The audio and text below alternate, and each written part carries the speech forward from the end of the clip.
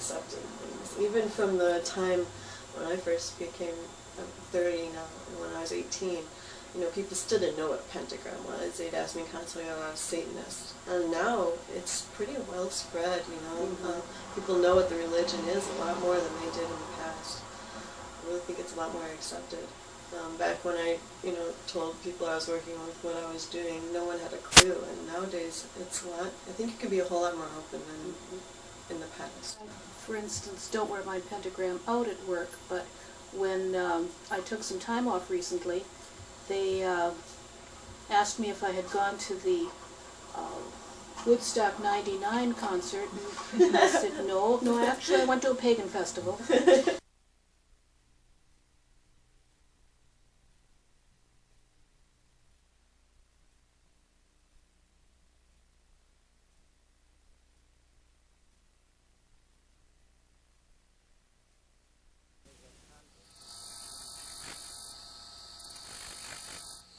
It was late summer when I caught up with Selena Fox as she led an anthropology class through the wilds of Circle Sanctuary. These ribbons that go out 13 yards, 39 feet in each direction, and we have people dance them and do this whole weaving. And certainly the whole idea of dancing around a maypole is something that's quite ancient. The actual weaving pattern is only about 150 years old, depending on who you talk with, who's into the folklore work. And we dance the maypole as a way of welcoming spring and as a way of connecting earth and sky. So the pole is a fairly masculine symbol, and some people's views. Got the goddess down here representing the earth, and when you do the maypole dance, you have a group of people dancing clockwise, a group of people doing counterclockwise, and weaving this whole thing. And one of the old you'll probably see it on the bus as you go out, is an ancient Native American holy mound. And it was sacred to the Ho-Chunk people, and I would imagine it was sacred to other people before that.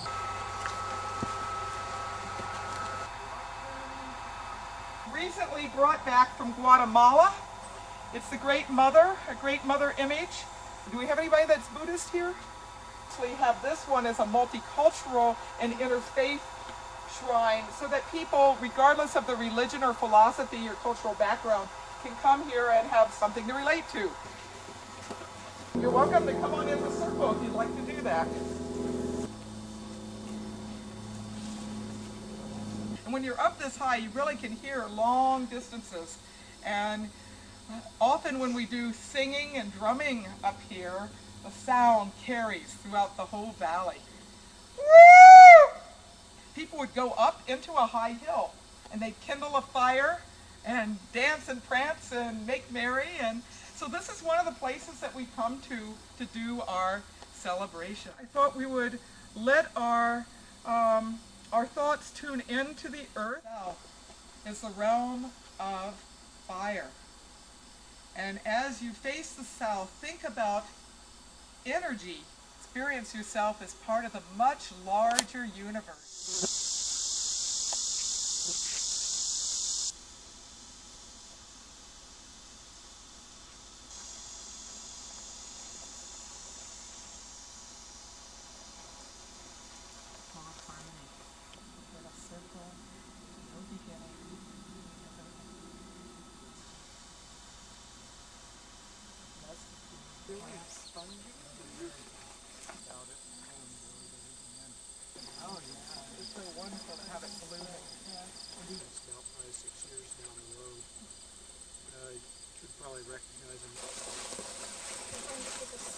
It's something that you're just going to find throughout these fields.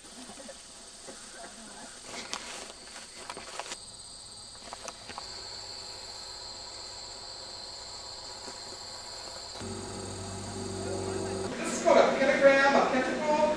Now, there are some people who look at that, anytime they see a five-pointed star, and say that's automatically a satanic symbol. It is. Satanists have taken the Christian cross, turned it upside down. They've also taken the Wiccan star and turned it upside down. In Christianity, the five-pointed star is sometimes called the Christmas star. It represents the five elements of nature within the Wiccan tradition: spirit, earth, air, fire, and water. water spirit is generally seen as the point on the top that, balances all together. It's a symbol of balance. And the earth, represented by this wood, connects us with the physical world, the physical body, our physical way of being, with the element air, which is represented here by a wand of incense. And the air, the realm of the intellect, what we do, like our doing self. So we've got our physical body, our mind, our thoughts, our education, our learning, our actions. And then in the West, I won't sprinkle you all, but water! Water, this is the meant from the land. Water are emotions, our feelings, our social relationships. And what we endeavor to do when we do our ceremonies and connect with each of these four directions is not only to honor the particular place that's in the circle that we connect with, but have those elemental forces that are in nature be within us in a balanced way. So as we face the north, we think about our body being in good relation, being healthy. When we face the east, we see, we call to mind thoughts of mental well-being. To the south, how we live our lives, right living. In the west, our emotions, emotional balance and well-being. And in the center, spirit, which sometimes is represented as a cauldron, and sometimes as a crystal, it has many different forms, or sometimes as the unity of the goddess and the god. Some people use this as a meditation focus to tune into their intuition. So we also honor some more directions. Our connection with the universe, the sky, and the cosmos beyond that.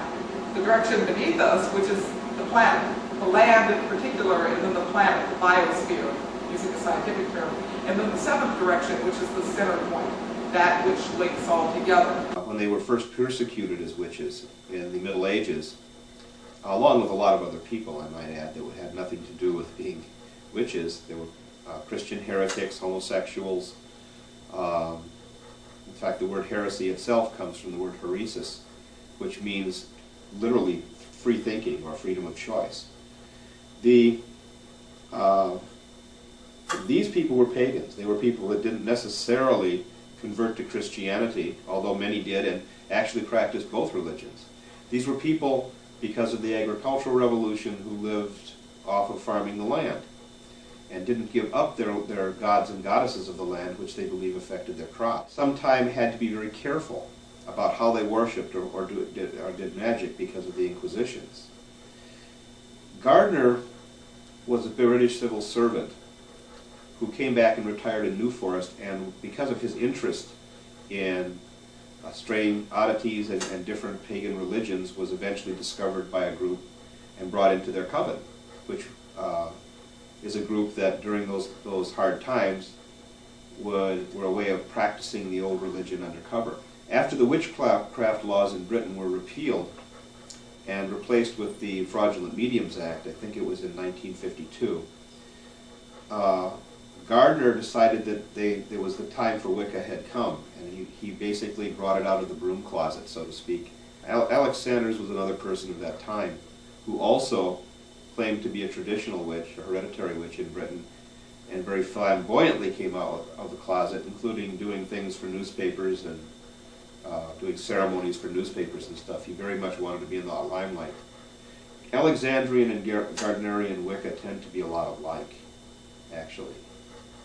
But these were the first forms of witchcraft that people knew, and the first indication that it maybe wasn't what the medieval witch hunters said it was, that it was a benign nature religion.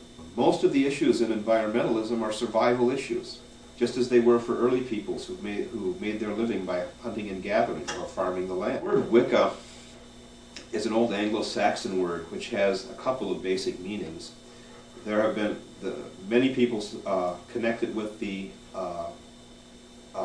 old Anglo-Saxon root of wit, or wiz, where the word wizard comes from, wit meaning wisdom or knowledge. It also has a meaning of to bend or to shape things, and since witches and Neo-Pagans do believe in using the mind to manipulate situations in a magical sense, this bending or shaping of events has to do with magic. Ergo the word witch. The word Wicca, as the old Anglo-Saxon word, it was pronounced wish. It is notwithstanding that we are saying that mankind created God in itself, who was the formation of creation, or what is the existence of creation, but rather mankind created the acknowledgement of God. Paganism is a formation of applied practice and belief relating to the earth as being its mother. The earth is the feminine vessel which literally holds and houses the seed of life, and from wherein all things grow and develop. Paganism in itself is the faith which we believe in and how we govern our actions through our belief. But witchcraft is the applied practice which backs that faith of paganism. They are not the same identical terminology, but they correlate with one another. Nobody can really know for sure where the concept of a goddess came from. But the archaeological evidence and I think just plain common sense would say that it had to come from the concept of woman as woman giving birth, so a female must have given birth to creation. This goddess was seen as the Mother Earth. The reason it was the earth is that these were people that migrated all over the place, and all of their sustenance came from the earth. They would watch the earth change with the seasons and have to adapt themselves to it.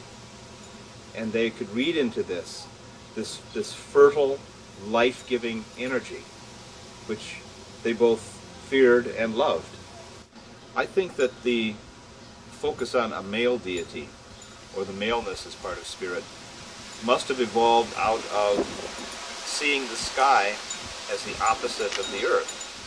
It was what was above, and the earth was upon which we live. Our sustenance didn't come from the sky, but there were forces there that had to be reckoned with.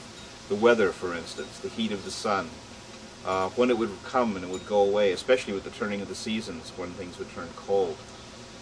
The kinds of people that first worshipped the sun were migratory, patriarchal, warlike peoples.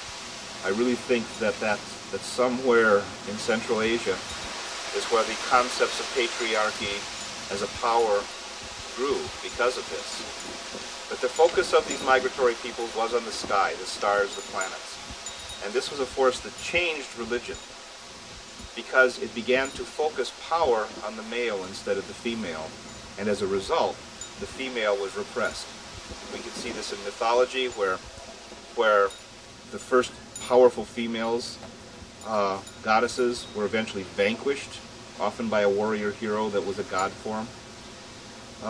Eventually they became wives and daughters of the male. And this was a process that moved women into subservience. Some of the latest data studying Neanderthal graves suggests that this was always so, that the men had always dominated because theirs was the only graves that had grave goods. And this is possible also. This is quite possibly true. But regardless of whether the females had grave goods, the goddess, the Mother Earth, did dominate before. And that fell apart. It never really went away, but it started to fall apart as a power with the advent of patriarchy and these warrior tribes. Magic is another terminology to which is best described as a twofold purpose. The first one is that it became a catch-all phrase, a handbasket of relative meanings, if you will. Just about everything that mankind could not represent through the spoken word was thrown into a melting pot of classification. And so magic took up many concepts and many forms from that standpoint of view. It was a science and an art.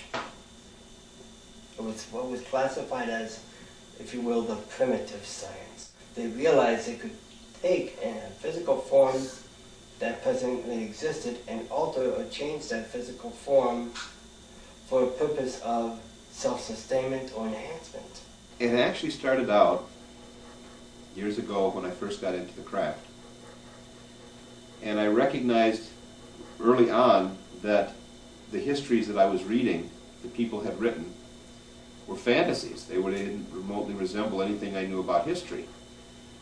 And initially, I kind of took them at face value.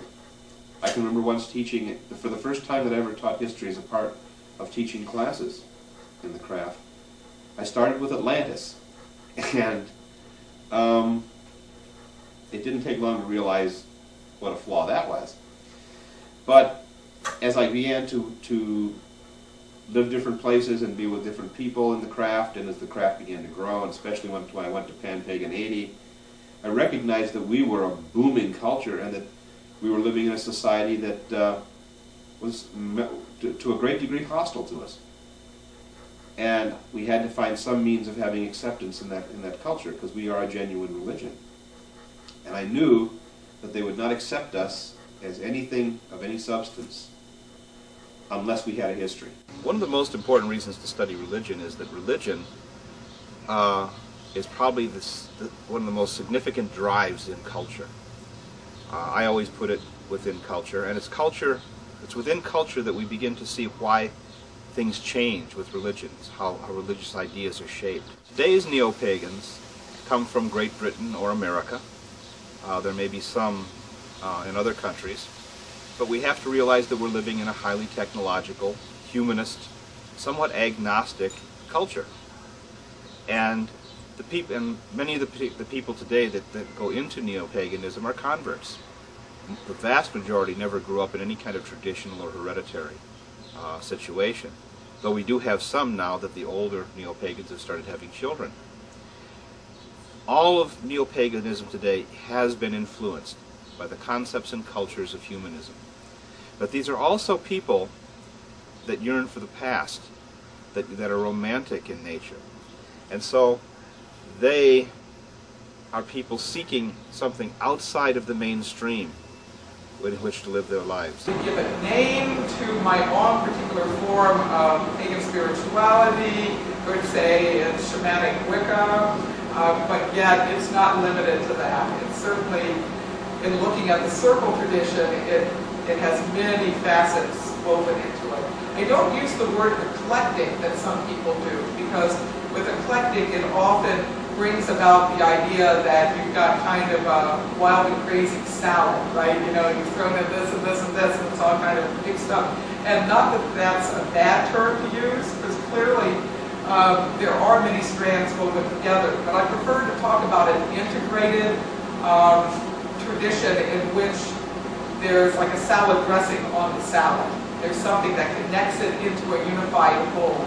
America is pretty unique as governments go, because we're a government that tries to separate the political sphere from the spiritual or religious sphere. There are some tiny overlaps, in God we trust, and they'll have a prayer before the Congress starts and stuff. But throughout almost all of history, religion and politics were inseparable.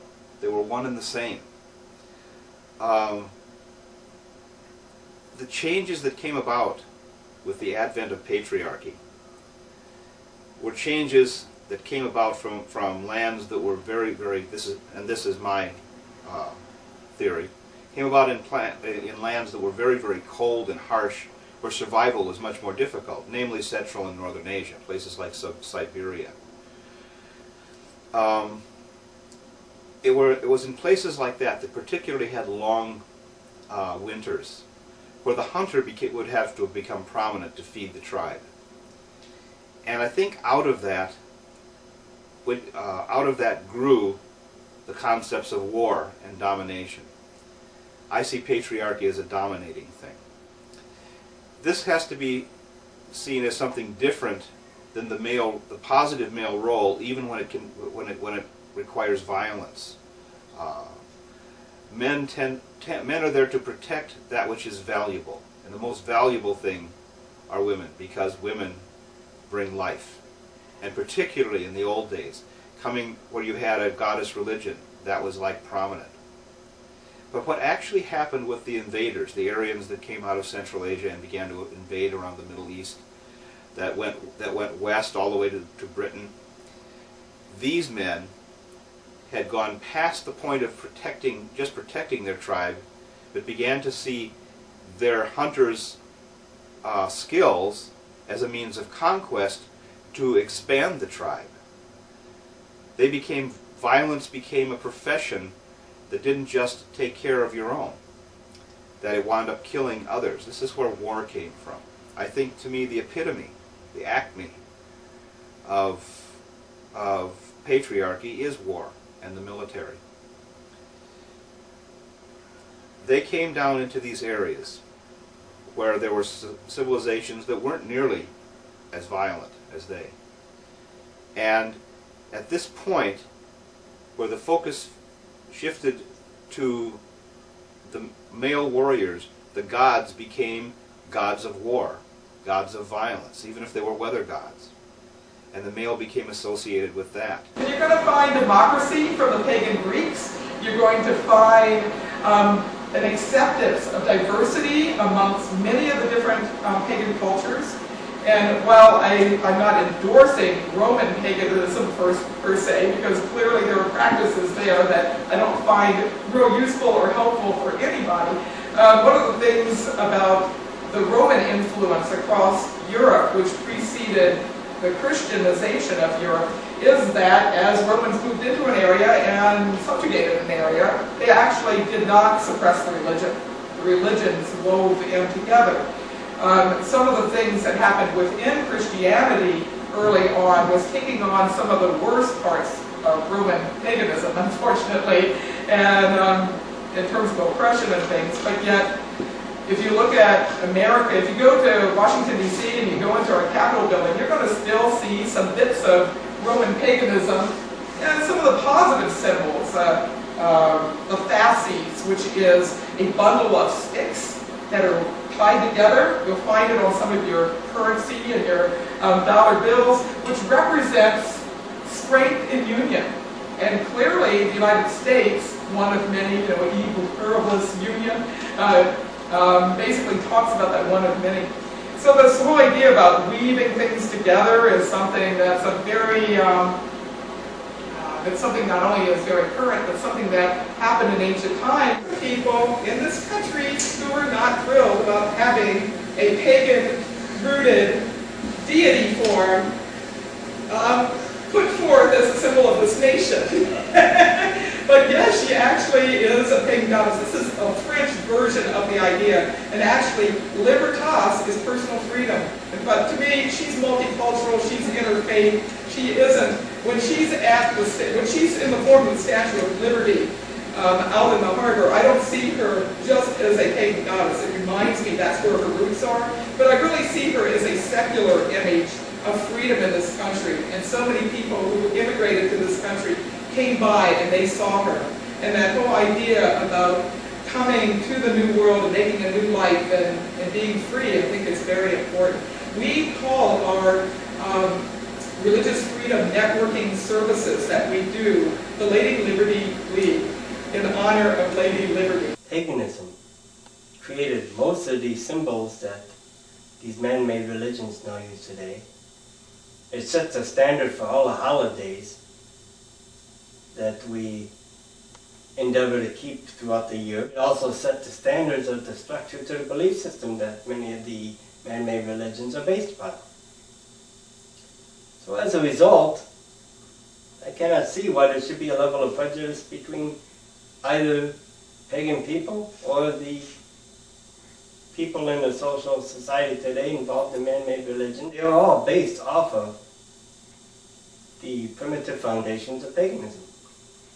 If they wish to choose to emulate some of the practices we have held up thousands of years ago, by all means, let them do so. Warriors do not brook competition. They may enjoy competing with others, but ultimately there can just be one, if you know what I mean. And I think that this sort of happened. First, the role of the female was diminished, and the role of the gods, plural, male gods, god forces took over, and the female gods became subservient to those gods. And if you look into the Greek myths, most of those female goddesses didn't like it very much. They were constantly striving and arguing with the male gods. So I think that reflected the culture of the time. In the end, and it would be logically inevitable that eventually that there would have to be one God, a God of the heavens, which was male. Even if they didn't specifically distinguish it that way, they were given male attributes and names. For instance, the word creator, the suffix or at the end, communicates to those who speak English that this is a male. Whereas if it had been a creatrix, it would signify that the creation was female-oriented. When the power moved to the warrior caste, then the power would have to be transferred also to a male, all-powerful god. If you look at the old pagan gods, they often were in competition and battled one another. In the end, there could only be one. I think monotheism was a direct and logical progression that grew out of the domination of men over women and over the earth.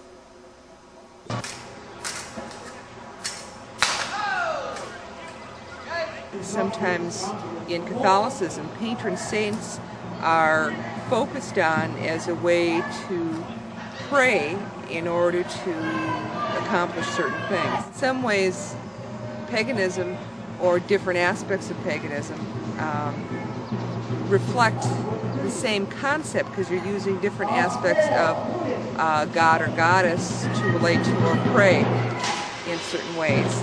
And in my definition of what magic is, besides the causing change to happen in accordance with the will, is also another form of prayer.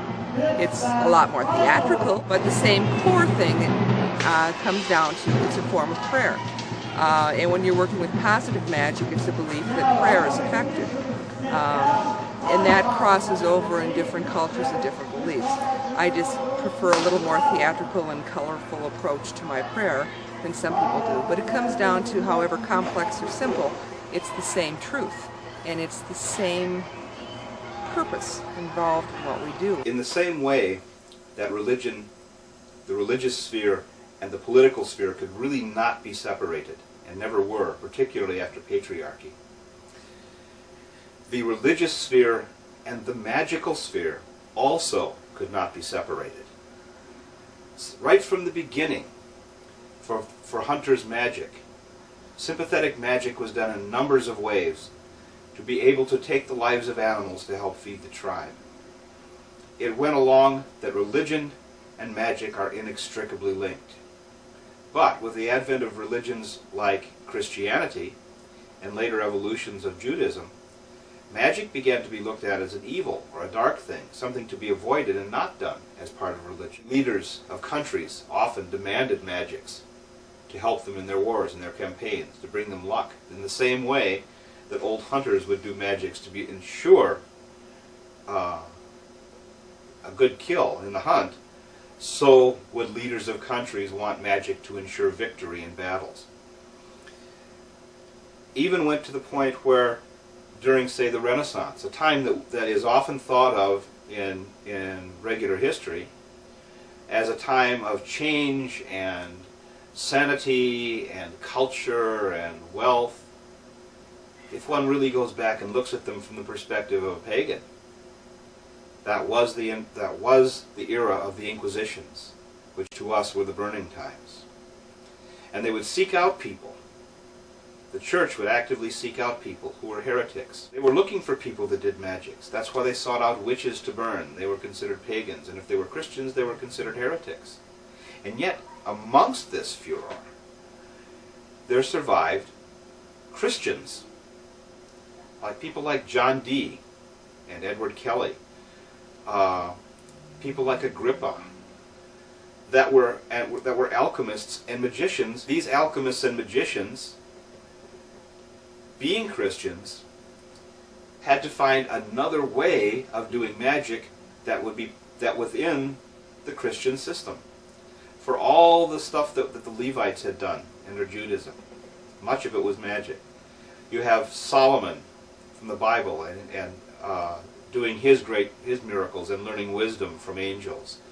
This was no different than what John Dee and Edward Kelly did, because they created the Enochian system of magic by talking to angels.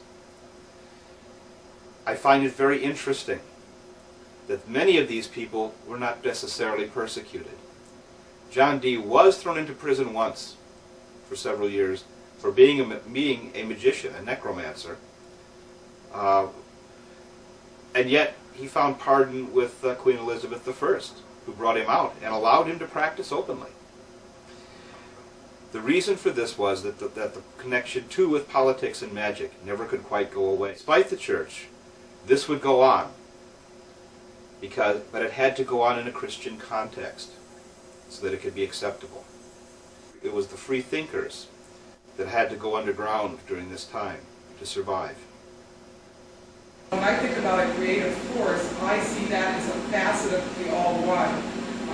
Certainly Thomas Jefferson and some of the other so-called founding fathers of our nation had deistic philosophy, which basically looked at God as basically, okay, created this, set it in motion, okay, now humans do what they do, kind of a clockmaker analogy. And many people don't actually realize that George Washington, for example, said publicly that America is not a Christian nation.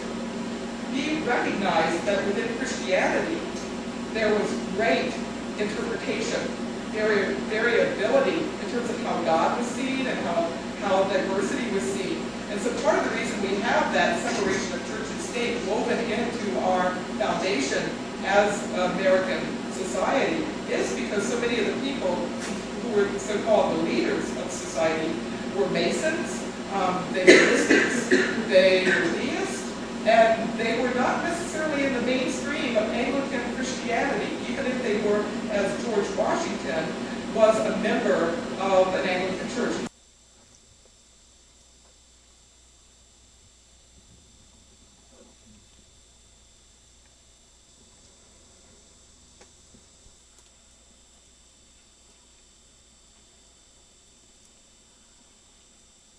We call it Spirit Rock because it's a place for connecting with the spirit within and the spirit in all of nature.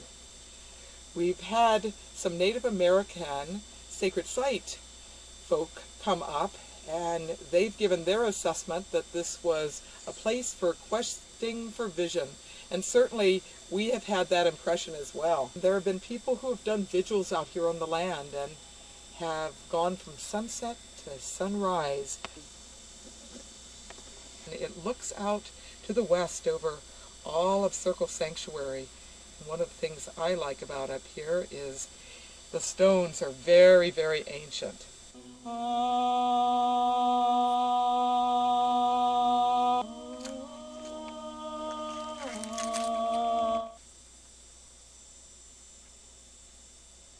I really find it interesting that the majority of Neo-Pagans live in cities.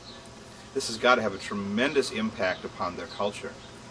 And I think that one of the major impacts it's had into making them into Neo-Pagans are the nature of our cities.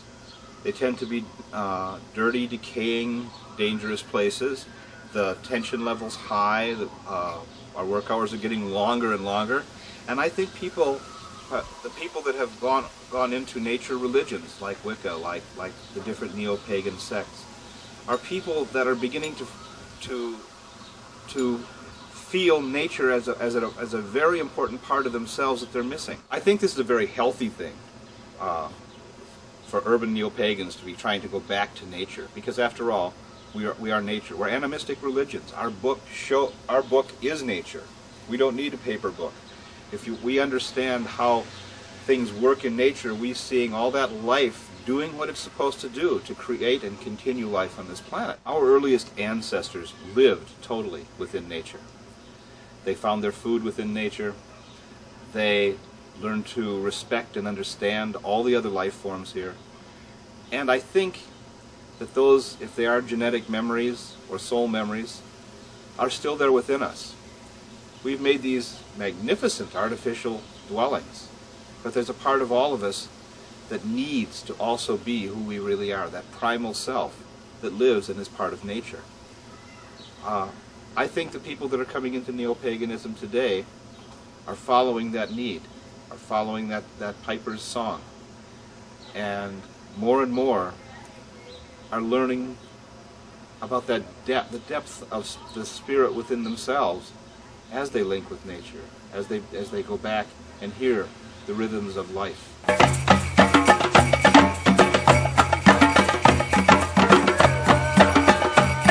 Occasional attempts at making paganism more public and understandable, as well as helping knit the community together, continue with a modicum of success. Outsiders have a tendency to view these things as class reunions of old hippies. They wouldn't be half wrong. We are opening. We are opening. We are opening up in sweet surrender to the luminous love light of the one. We are opening up in sweet surrender to the luminous love light of the one. We are About 75 to 80 people came out, danced and sang. I am the producer of a pagan public access television show here in Madison, Wisconsin. This is the first pagan television show that I'm aware of. It's been a very exciting project. I actually started it just being an activist and working in access, changing tapes in the machines. I wasn't involved in producing a show. And I did this for maybe 2.5 years before it occurred to me that, you know, maybe we should start a pagan television show. And so we started it in October of '98, and it's really grown, and I've met marvelous people. I always say, it doesn't really matter to me who's watching the show because I get so much out of it just from doing it. And because I have this thing, and I am a shy person, but because I have this television show, I can approach people and say, hey, do you want to be on my show? And so far, nobody said no. People want to be seen and heard. And a lot of the people that watch the show aren't pagan because the show is broader in appeal. It's not a Christian show the way a Christian show would be. It would be, let's always talk about doctrine, or let's always talk about, you know, what we believe. In my pagan show, we talk about herbs, we talk about animals, we talk about everything, and it has a real broad appeal. CAW is one of the first federally incorporated pagan churches in the United States. There's a variety of subsidiary organizations in Church of All Worlds. There's Forever Forest, which is our ecological branch. Over the past 20-some years, we've planted over 25,000 trees. We also have Lifeways, which is for teaching purposes. The Church of All Worlds has one nest here in the Madison area called Star Spring, and we're now forming a second new proto-nest. Well, the Church of All Worlds is actually founded from the book of Robert Heinlein, Stranger in a Strange Land. And in that book was the concepts of nests, which is more or less a group of people that come together and form an extended family. We now have what we call nests, and we also have branches. Nests is a closed group of people that meet and work within Church of All Worlds. There are several nests that will come together to form a branch, and the branches do the open and public rituals and festivals and that type of thing. Goddess 2000 project was perceived by Abby Willerut last December in California during a ritual. People often talk about the idea of vision and the idea of how people can be caught up into it and do things. Well, what she did is that she decided that she wanted Goddess on every block. Sort of vision came to her. So she set up a website and talked to her friends, and before she knew it, she was growing on a daily basis. I joined in December, and by March I was a staff member, a volunteer staff member for the state of Illinois and organizing it. And it's grown to 32 countries and have 400 area coordinators. becoming one of the largest grassroots projects ever conceived in what we call the goddess culture. Here in Illinois, what we're doing is that we're really deprived. We have a great city for art. Art Institute, we have all these contemporary museums and things of that nature, but we don't see a lot of art that is derived for the pagan community, the Wiccan community, the goddess culture community. And it is our goal and our hope to develop art, again, amateur, professional, that reflects our moral values, our ethic values, our vision of the future. One thing Goddess 2000 Project offers is a hope that art stands out, that we'll have an image to leave behind. The Goddess 2000 Project will move around the country.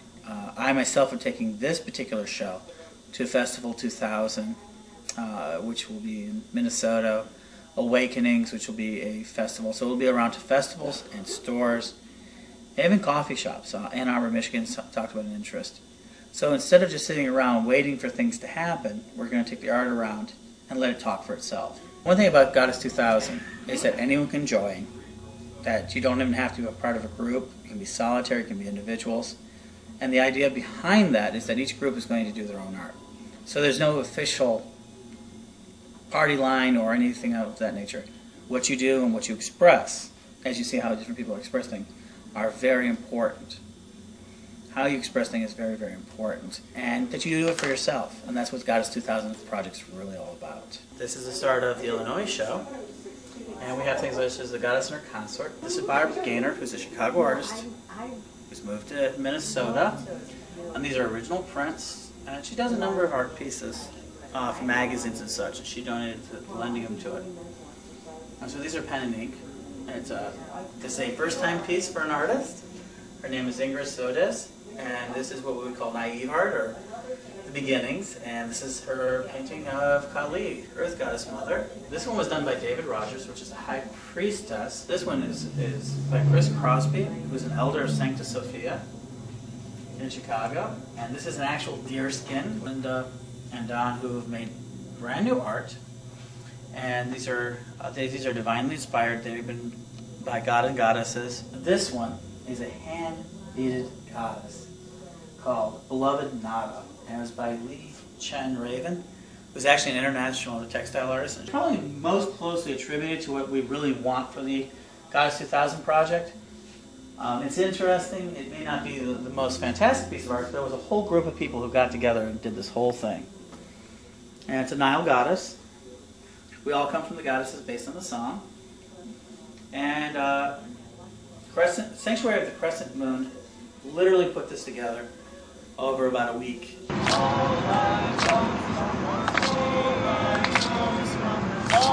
I am the goddess, I am the mother, all right, the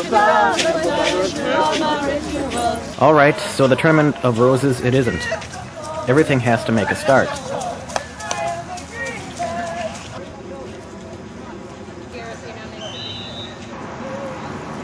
The common practice is to visit any one of a dozen or so pagan festivals around the country. My camera wasn't allowed at such an event, especially since it's not uncommon for open nudity to be permitted at such locations. If you're wondering what a pagan fest is like, just think of a miniature Woodstock, and you'll get the idea.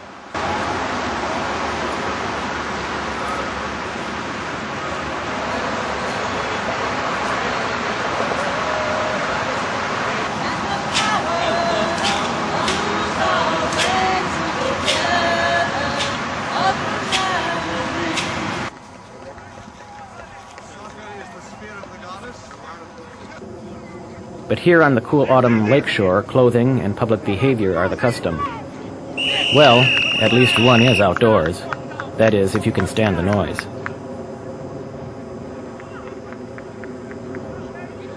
We are a circle within a circle, with no beginning and never ending. Breathe in life. Feel it within you. The sun energy and the lunar energy. Feel the support coming together. Look now at the faces that have walked with you, even for just a short while, on sacred ground to celebrate she who is. Look at the faces of our children, who are our future and our hope. Let us teach them well the ways of Goddess, the ways of peace, the ways of community, so that there are many more of these celebrations yet to come. Extend your awareness outside of this small circle and realize that there is life all around us, boisterous life all around us, celebrating, full of energy, full of hope and promise, joy and abundance. Those are the reasons that we come together. Know that the hand you hold next to you extends you a blessing, and extend yours as well. The blessing of the Lady and the Lord, of the seasons and their changing. Let us come together again to celebrate. Thank you, Mother Earth. Thank you, Sister Water. Thank you for our birth. Thank you from your sons and daughters. Thank you, Brother Sun. Thank you, air and motion. Thank you, everyone. Earth and sun and ocean. Thank you, Mother Earth. Thank you, Sister Water. Thank you for our birth. Thank you from your sons and daughters. Thank you, Brother Sun. Yay! Up the website. It's under construction. That's the website. www.moonbeats.com. Right now it has some information about the circle and who we are and what we believe, what our philosophies are. It has a link to our events, what we have planned for the circle coming in the next month, and eventually it will have a link to resources, a recommended reading list, to other websites of interest to pagans, especially in Chicago, but all over the country and all around the world as well. Maybe a message board, eBay, who knows? We're still in the planning stages, and it's just become a very effective way for us to communicate with people who are scattered to the four winds all around the area. Have you done much networking across the country, or has it just mostly been in this area? It's mostly been in this area, although we have contacts now all across the country, and there are members from within the circle who have gone to other organizations like Betwixt and Between in Texas and Dallas, I think, or Fort Worth. We have members in LA now and in San Francisco, and so we're kind of building a network. We're in the process of seeding it across the country and making contacts and reaching out. We also have good friends down at Lothlorien Nature Sanctuary in Bloomington, Indiana, and at Circle Sanctuary in Wisconsin. Margot Adler out in New York. So they're really, it's kind of a network that's growing. It's a web that is being spun right now as people move away and travel and just try and keep up with the larger community. Where do you see all of this going? Like, what are your goals, or where do you see it 5 years from now? 5 years from now, I'd love to be on 1,500 acres of our own sanctuary land, running classes and workshops and holding festivals and having enormous gatherings of people to celebrate and to live together in intentional community. That's my personal dream. It's shared by some others. Realistically, in 5 years, we'll probably have grown a lot more and still be in the city of Chicago, hopefully in our own space, hopefully with a pagan church in Chicago, with a building and everything else that goes along with the concept of church and community. And that's probably the mundane, more realistic goals for us short term, the next 5 years. Have you had any dealings with Illinois state law or any of that kind of stuff? And if so, how have they been treating you? So far, our interaction with local authority has been fine. We haven't had very much of it, thank goodness. We're right now organizing something more formalized so that we have a greater understanding of what Illinois law has to say about pagan gatherings or pagans in general, and our status legally, what kind of credibility we have under the law right now, what the precedents have been in the courts regarding custody, for example, in Illinois. As far as local ordinances and such go, we really try and stay within the bounds of the law so that we don't get ourselves into any trouble, and that we really are respectful of our neighbors and the places where we're meeting, so that everybody stays happy and out of trouble. How have you been getting along with non-pagans as far as the Moonbeats group goes? we've had our ups and downs. We had a very, very good, positive, strong relationship with a Unitarian church on the south side that has since been severed. The ties have been severed with that church. But of course, all of us have friends and family who are not pagan in the community here and then elsewhere as well. And I think there are a lot of people who are sort of on the cusp of understanding what paganism is and what witchcraft is. And so right now, a lot of what we've been working on is education and outreach, not only to our immediate community, but also to the larger community, so that we can really be at the forefront of that movement as more and more people, mainstream America, becomes aware of goddess movement and earth religions.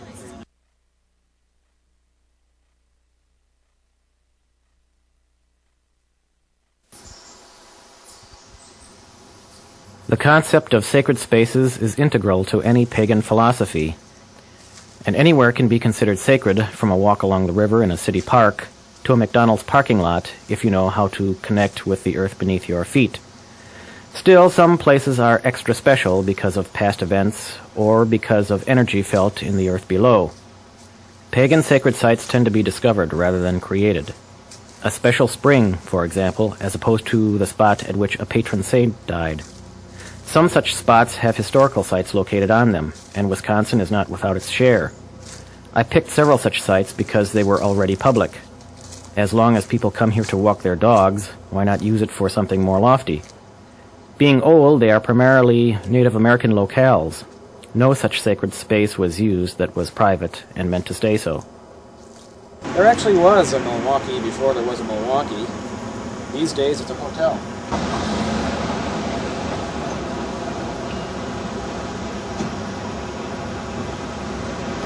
I'm at Lizard Mound, and we happen to be here on Halloween, which is a pretty good day to be here because this is a burial site. It is actually over 1,000 years old, and it's one of the oldest places, historically speaking, actually prehistorically speaking, that you can find in Wisconsin.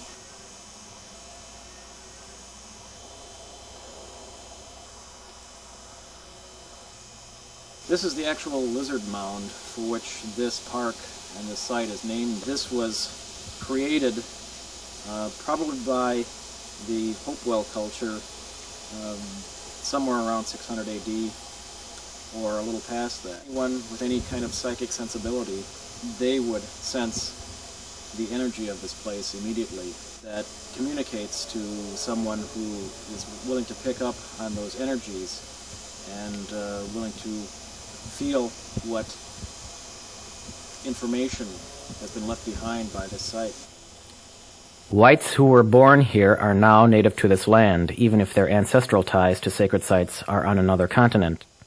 As long as one pays homage to the spiritual past of any particular site, there is nothing wrong with tuning into such places to find the heart of one's ancestral own.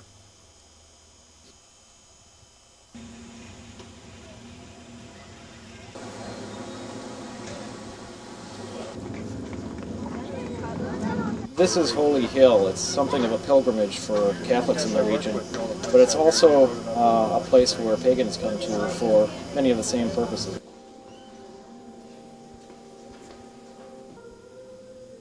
Although this is primarily a private locale, it is treated much like a public park, at least at times, including some of the tourist trappings. Still, sacred and secular are blended quite nicely here, and one goes away with the impression that here's a place where the Catholic brethren have gotten all the elements right. As for pagans, they come here for this. It's the water. It's what makes it special. Although this is a pretty church and a pretty location, and people come here for that, what makes it special for people who are non-Catholic would be what they find in the essence of the water itself. It's not my intention to say the water here has miraculous healing powers or is loaded with special nutrients. It just seems like nicer stuff, and what's wrong with that? It is the northernmost branch of what was called the Mississippian culture in North America. It is the last of the three major mound-building cultures that inhabited the North American continent. Aslan was a small city that is remnant of the same people that inhabited Cahokia, which is located near St. Louis. I'm standing in what is probably the halfway point between the town of Astalin and their neighbors. There is a definite difference of energy between what is in the main part of Astalin and what is over here. What is over here seems to lie on top of a hill, and it may have been an area of vision quests or other ceremonies, or perhaps even at one time a burial ground. We don't know because it's been plowed under so many times. It is now part of private land and not part of a park. Whatever it is, there is a difference between what is over here and what is on the hill across the roadway. This town was set in the shape of a rectangle with the various points and temples being at the corners. This is the North Tower, or the northernmost mound. It is slightly smaller than the big one down near the driveway. What these towers were used for, probably they housed storage and perhaps the aristocracy, the official families that ruled the place. Were there ceremonies performed on these mounds? Well, in the first place, these have probably gotten smaller over time. Also, if you were going to build a ceremonial site for the gods, it depends on what gods you were trying to impress. Being an amateur astronomer myself, if I were trying to approach the sky gods from a sort of temple like this, I would not pick this site. I would pick the highest spot I could find, and that would be over there where the burial mounds are. Or better yet, that hill across the way. But that hill may belong to their neighbors, who were not particularly friendly to them. At least we get the idea from this wall that they had along the way here. The reason why they built the walls around here is because they were an alien race to the native population in this area. They did come up probably via the Mississippi routes, which is why they are referred to as Mississippian cultures, to explore and expand their nation. There was a problem with the people that lived here, however, and it is most noticeable at Astalin than any other place in the Mississippian culture, and that is the people that lived here were cannibals. Most ancient societies, or primitive societies, as we call them primitive, that practiced any kind of cannibalism did so in a ritualistic sense. That is, they ate the heart of a warrior king, their enemy, to take in some of the power that he possesses. In such a case, there would be a more formalized burial or discarding of the bones of the eaten victim, and we would see remnants of that in a different way than what we see here. What was excavated here among the garbage and the refuse in their landfill sites that belong to Astalin were human bones, obviously, that had been used in some kind of food preparation, and they seem to have had no significance whatsoever, which means that the cannibalism that was probably practiced here was as common as perhaps eating pork or beef in our culture. So who then did these people eat? Well, it could mean that they were very warlike or had a very strong slave society. And where would you get your slaves, or who would you go to war with, than your neighbors? So this would be a really good way to piss off your neighbors if you had a tendency to eat them. And you would either lose a lot of neighbors, or you would get them very angry at you and have them come back at you in some way that you need this for.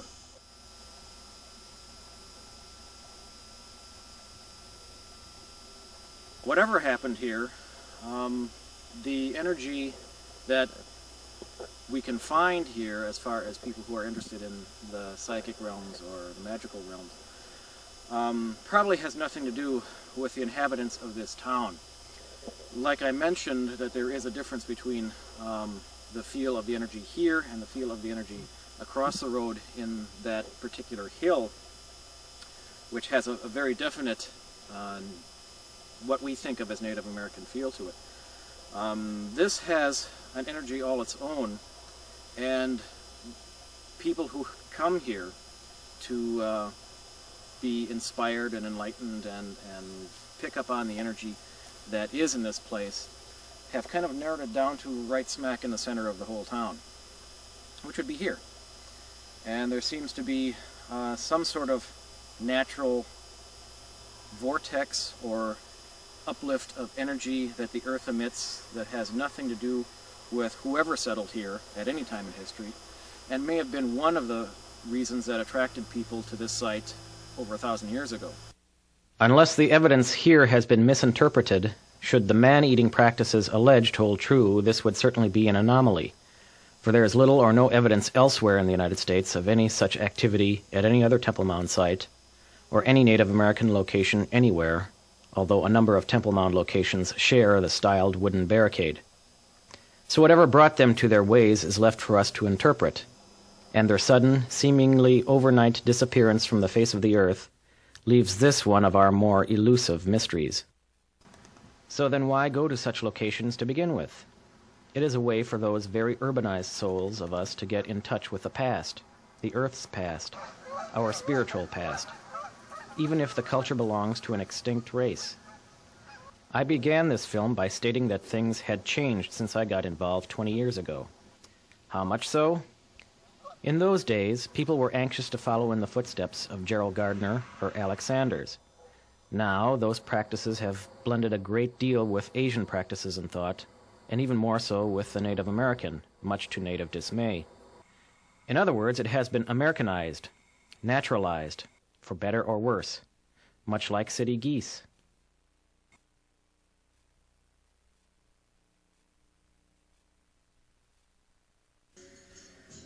Now this is more like it. Witches behaving like witches at the time when they're supposed to, Halloween. It's a time to honor the end of the growing season, to honor the end of the year, to honor the dead. Like the story of the Greek Demeter and other such related tales about Mother Earth's decline, it's a time to put the old girl to sleep. And every group chooses its own method for doing so.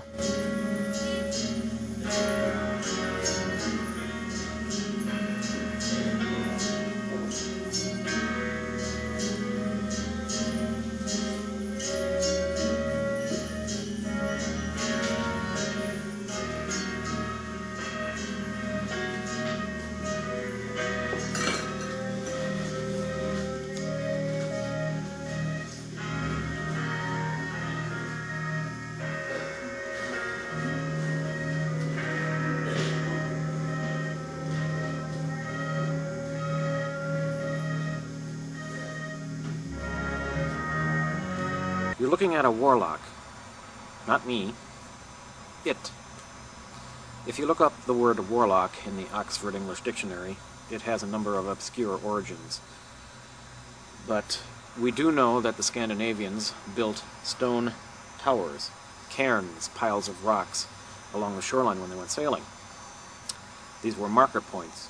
But there is at least one route by which we can trace in which the word warlock simply means a pile of stone. To this day, witches still mark off their circles with borders of stones, sometimes creating warlocks in each of the 4 directional points. We're not exactly sure where the transfer of the meaning comes from, if indeed the term of warlock that we have become familiar with came from that Scandinavian source. It may have been that warlocks were some form of elder statesmen that were part of the witch society, or that the word from the Stone Sentinel got transferred over to the people who were considered warlocks at that time, who were somehow had some sort of special earth magic. Somewhere along the way, the word warlock got transferred to people, and during the Middle Ages, it immediately assimilated to the meaning of deceiver. The use of the warlock is still in practice today, even if the word isn't. Personally, I don't get into spell work a whole lot. Doesn't really appeal to me. It's too much work with too little impact. Same here. I mentioned what the average witch looked like. What does the majority sound like? Based on my sample, she'll tell you this. I did lose a job, the best I can tell, because I had married an Arab and I couldn't prove it, but my boss hated Arabs and I couldn't prove that's why I lost the job. I had people threaten to hurt me. I've been with a friend that was married for a time to a black Jamaican, and we were out on a double date with our husbands, and a group of guys decided to pick a fight. We had to flee. There were too many men that even though our husbands were big and strong, we would have gotten hurt. I've seen people that people figured out they were gay. I've seen them get fired from jobs. And because of all the different things that have happened to me, to my friends, and to coworkers that I've seen lose their jobs because of the gay bashings, because of people who burn black churches. You know, you look at all these hate crimes against various people, and you know what the media portrays witches as. I am afraid of people hurting me, and the kind of job that I have, I'm an assistant to a bunch of different managers, and then there's all the rest of the people that are non-managerial, that are clerical, sales, professional, technical, and my ability to work as an accepted team member that people don't question, that's very important. I do believe that I'd be compromised, and even though my boss, who's open, wouldn't fire me, I would have to leave that job. I know that I have these fundamentalist Christians that I've run into them in parking lots when we've had public gatherings and had them try to save my soul and be very almost violent with me. So, and they don't know who I am. They don't know where I live. They don't know where I work. You know, if I was actually found out and they really knew who I was and where I was, what would they do to me? Satanism as we know it now was invented in California in the early 1960s. It did not exist before then. It was created by a former carnival performer named Anton Szandor LaVey. He tried to find an authentic satanic group anywhere in the country, or anywhere in the world for that matter, and found out that they didn't exist and never had. So he created his own. All the fears regarding evil cults and black masses stem from the Middle Ages. All of them are fictional. And all of them come from fears generated by the Church during the various Inquisitions. A particular source for the evil witch craze were the explanations for the cause of the Black Death in the 1300s, when nearly a third of Europe's population was wiped out in a very brief period of time. Somebody had to be held accountable. Many of our fairy tale witchcraft stories come from this time period. Were there people who practiced black magic? Probably. Chances are they might have been Freemasons or alchemists or something. Almost certainly they were aristocracy. Almost certainly they were indulging in naughty behavior for the mere sake of being naughty. Almost certainly they were never caught or punished. Peasants, Jews, Muslims, homosexuals were free to blame and made good targets. LaVey has ever since the 60s been regarded as the one true source to go to for Satanism. Why not? He invented it. Hollywood uses his books for material all the time. In LaVey's defense, his theology, while being a mishmash of ideas borrowed from other sources put into the blender of his mind, is not the evil practice others would have of it. There is nothing in LaVey that encourages animal or human sacrifice, for example. That comes from movies, wannabes, and wishful thinkers. Still, there isn't much there to encourage the average pagan and Satanist to commingle, so they usually don't. There was a time when, I want to say, psychic consultation or fortune-telling was on the books as being illegal in Milwaukee. There was an ordinance against it. I don't know if that ordinance is still on the books or not. It may be. But there was, in the late 70s, a psychic fair that was held at a bookstore called Sands of Time, which was busted by the police, by the Vice Squad. All the readers were taken in.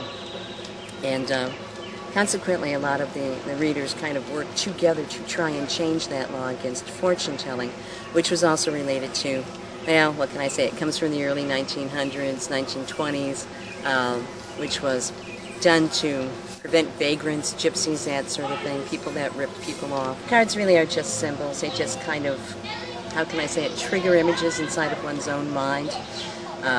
Very often when I'm doing a reading, it's a little bit like a picture-in-picture TV. I can see the person and what's going on, and I have like another screen going on showing me things, events of their life. Now, I don't know if there are things that have happened, are happening, or will happen, and that's up to the client to determine. I don't always want to just look at what a person's future looks like and say, hey, too bad, you're screwed, but give them some options as to how they can handle the energies that are coming up. And from that perspective, I think that being prepared is a good thing. It's almost as if when you plan an itinerary for a trip, you know what time your plane's leaving, when you're going to get there, what hotel you're supposed to stop at, and what kind of sights or events you're going to see along the way. One of the other things I do is I work with the tarot. It's a consult. It's entertainment at the same time, but it's a consult in a short-term counseling context. And I still do both. I don't see an ethical dilemma in doing both, because I stay in my ethics no matter what context, whether I'm using techniques in psychology or areas that I'm certified in counseling, or whether I'm using tarot. Of course, I don't necessarily say I use tarot with a client, because your average HMO is not going to like that on a progress note. But I do use symbolism, and I talk about their dreams, and I talk about how they get stuck. In cognitive behavioral therapy, you talk about how beliefs get you stuck and how you create an emotional reality for yourself that may or may not work for you. Healing isn't just taking pain away, but healing comes from within. Believing in your connection to spirit, that I think is the healing. The stones are a help. They facilitate the process. We have lots of schools that teach us different skills, but we don't have very many places to go that teach us about ourselves. All kinds of classes here. We have different people who come and present all kinds of things. Crystals are alive. I can feel them. When you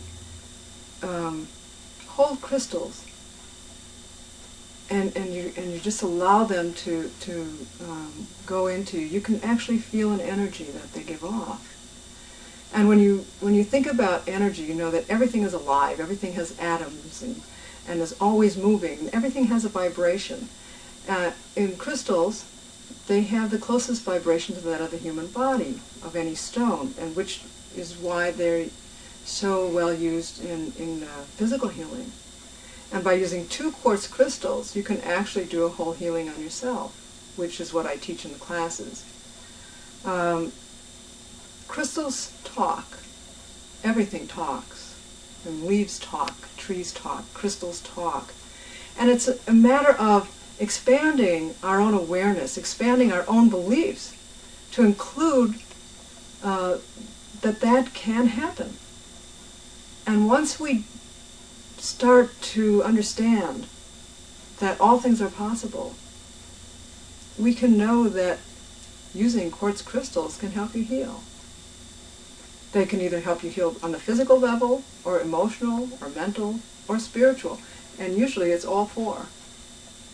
So by using the crystals, we start to open up the awarenesses. We start to release the blockages that are in the body, that have been brought there by emotions, or shutting down spiritually. The physical is the last place we feel the pain. And by then, that's when we need these tools to help us heal. But the healing takes place from the inside out, not the outside in. And don't get me wrong, I think Western medicine has its own place. Certainly I would go to a doctor if I broke my leg. But to put your entire faith in one method of curing or healing is to really limit yourself as to what you yourself can do, as to you yourself taking responsibility for your own healing. And that's what we really emphasize here, is that you are responsible for your life. You are responsible for your healing. And to put that responsibility in the hands of one other person outside yourself is to really deny a very important part of you, a very strong, important connection that you have with universal energy. So where does one go to find a Wiccan spiritual teacher if one wants to get involved in these things?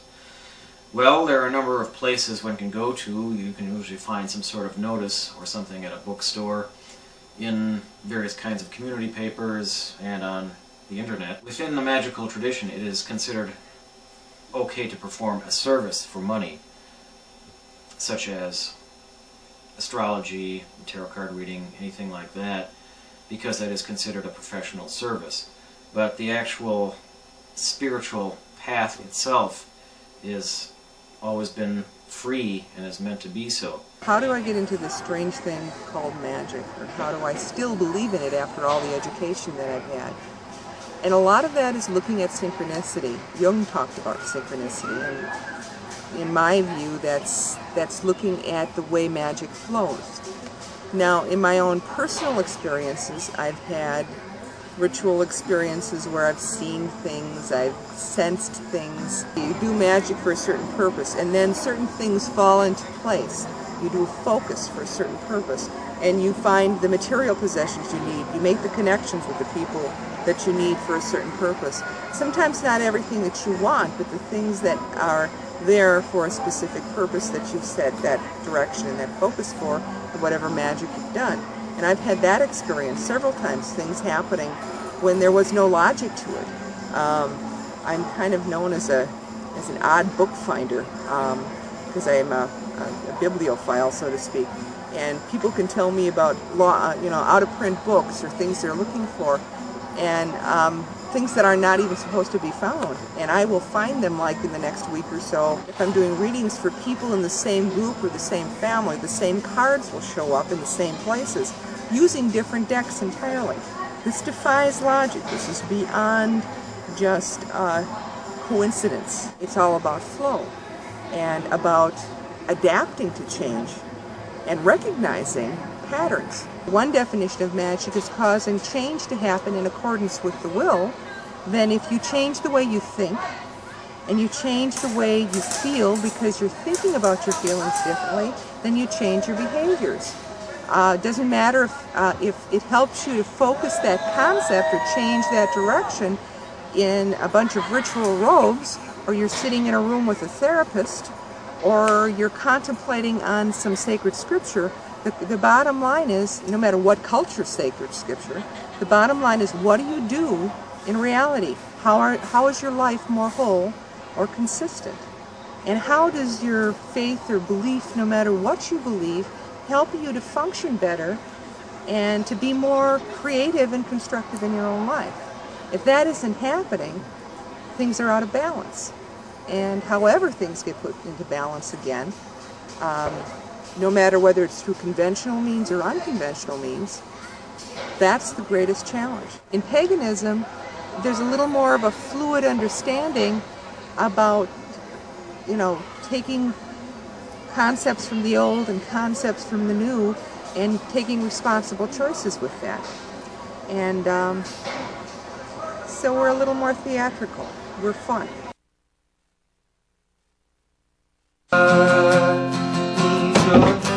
Am I doing it right? About having a full moon Thing comes down to in certain ways. And at Wisteria in Ohio.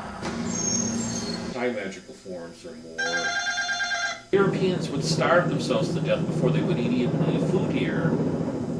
They would bring their own food and hope. Abilities and psychic awareness.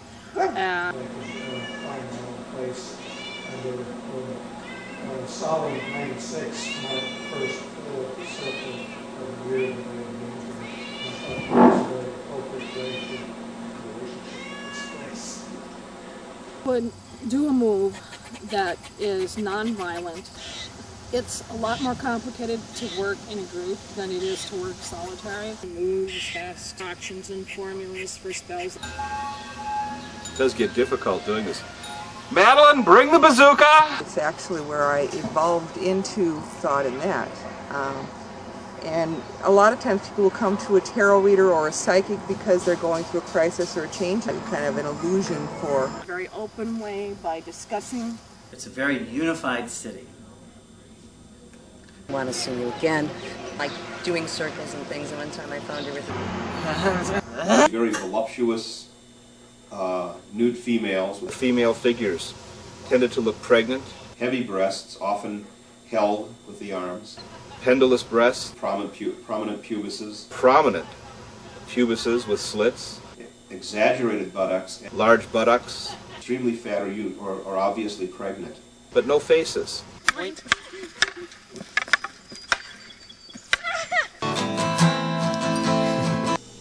Do you want me to put the dog away?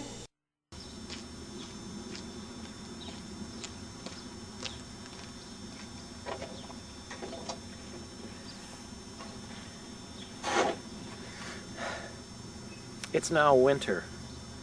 The millennium will end in a matter of weeks, and a new one have begun. The wheel of the year goes on and on. We'll be facing another few months of the hibernation of winter. In Wisconsin, it's a few months longer. And then the spring floods will roll around again. I doubt if many are really interested in my opinion, but I am in a unique position of having put all this together.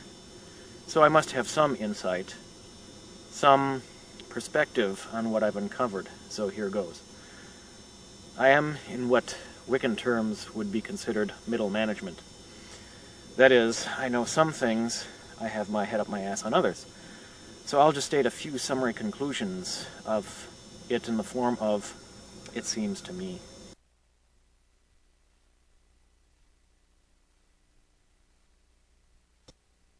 For years, I had been regarded as the writer who couldn't hold down a decent job and was therefore no threat to anybody. Suddenly, when I showed up on the doorstep with a camera in my hand, I was considered the media, and therefore the enemy, or at least someone to eye with great suspicion. Even those who were willing to be on camera were uncomfortable about being photographed at work, going to the store, or working in their backyards. A quick headshot in the living room was just about all I could hope for. The problem lies in the mass media itself and the way the public perceives it. You have to remember that pagans have been the targets of misinformation for literally hundreds of years, and even those of the current generation have had bad run-ins with a news reporter or a television crew. The pagan community, such as it is a loose and changeable bunch of folks. There is no spokesman, no single direct source for the media to go to when they want to find out anything. So what happens is the news reporter goes to all the wrong people in the first place to get a story. Someone who probably has no training in how to handle the media. The reporter knows nothing about the subject. He's just been told to go out and get a story on witches because it's Halloween or something. And that's what he's there for, to get a story. Usually something sensational, because that's what sells.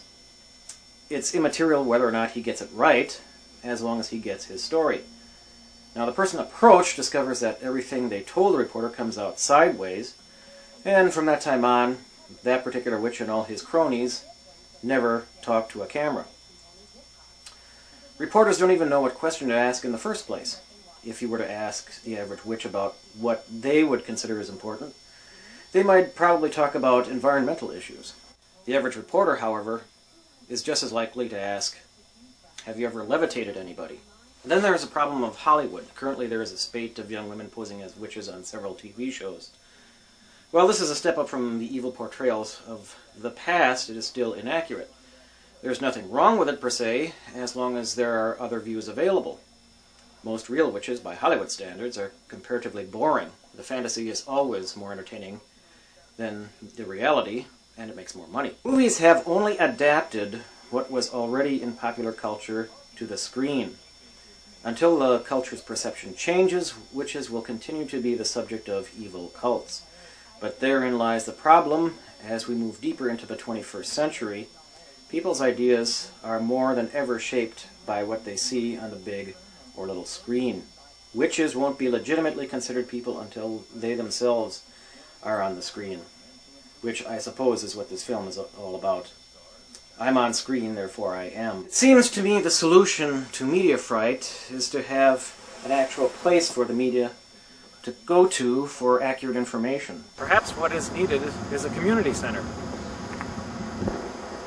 All right, maybe a little smaller one. However, no one can be found who actually wants the job. One of the things that we as a coven really would like to try to do is somehow help foster a larger sense of community among all the different pagans in Milwaukee, and be that working with the Cups group, doing more public rituals. As was mentioned earlier, we do a lot of our summer rituals at a friend's land. It's private land, but perhaps next summer to do rituals in a park where we could put a notice in the Shepherd and really make it an open thing, and start doing some projects that would bring some attention to the fact that there's pagans in Milwaukee. We've done a lot in fostering community among ourselves, and I think pretty successfully. Now we feel like it's time to take it out, perhaps by becoming incorporated as, a church recognized by the government officials that recognize churches, and starting to do projects in the community, and maybe, a lecture series somewhere, and helping strengthen the Cups group, which ebbs and flows and has its moments. But is a very good vehicle for public outreach. Mm-hmm. So, it's a pretty disconnected group in Milwaukee. The New Age movement, an amalgam of 1960s-style esoteric thought, has become big business recently. I asked Llewellyn, one of the largest distributors of such material, for their take on all of this, but they refused to talk to me, even though I was a customer. Media fright reaches everywhere. And what about all those masks, black holes and blurry images where faces are supposed to be? After all, many of the people interviewed were those known to be outspoken in their public stances on paganism. But when it comes to the camera, even die-hard campaigners can grow suddenly shy. Some requests to hide identities came months after the film's early release. In some cases, interviewees became suddenly afraid parents or other family members might see them, indicating that for all their professed spiritual ambitions and public declarations, some pagans, at least, are not above psychological issues. A common complaint was that an interviewee might lose their job for being seen in this film, a concern that somehow escaped them when the camera rolled.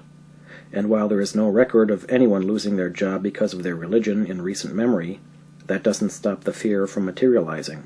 And as we have heard from our costumed witch, there are cases of harassment. This brings us to the third point. Pagans fear lawyers and all things legal.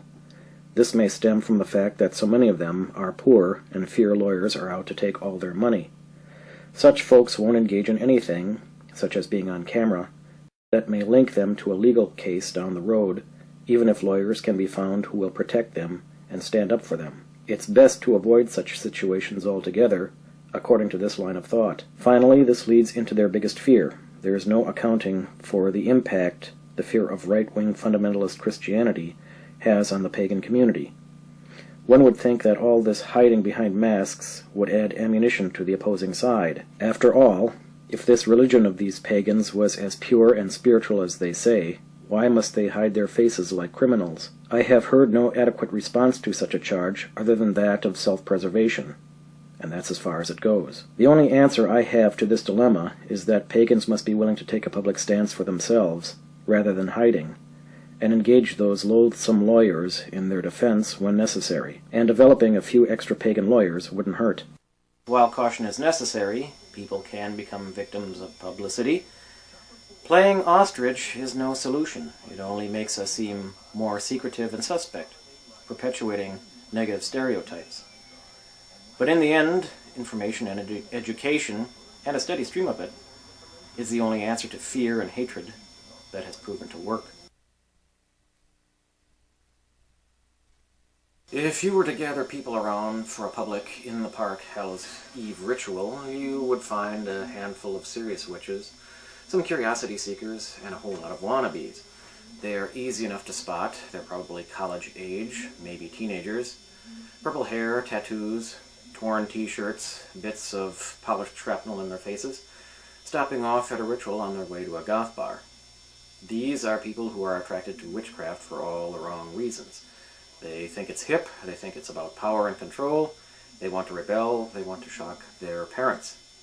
Their ideas are shaped by Hollywood and the music industry. Girls generally want to be Sharon Doherty. Boys want to be Ozzy Osbourne. We as Wiccans should be doing, becoming the Wicca, becoming the wise ones. I don't think Wicca should be about casting spells on people, and I am ashamed of the bad aspect of Wicca. I myself, I'll go to a goth bar. Yeah, I love goth. Vampires are cool. But I don't think that it's good that we have such a strong attraction to young girls to wear just black lipstick and dress up in black and say, I'm a witch, and spook people with it. They're not looking at it as a means of self-evolution. They're not wanting to learn to meditate. They don't want to learn to evolve or grow. They want to cast spells. They want to do love spells. They want to scare people. Definitely don't want to be a part of supporting that. Yeah, Wicca may be the fastest growing religion on earth. I was talking to Raymond Buckland, and I asked him, you made a statement in one of your books that Wicca is the fastest growing religion on earth. Do you still believe that? And he said, absolutely. More than ever, Wicca is the fastest growing religion on earth. But I unfortunately believe that it's true not for the right reasons. I don't think it's growing because more people are becoming enlightened or because it's freeing them from whatever torture they've received from fundamental religion.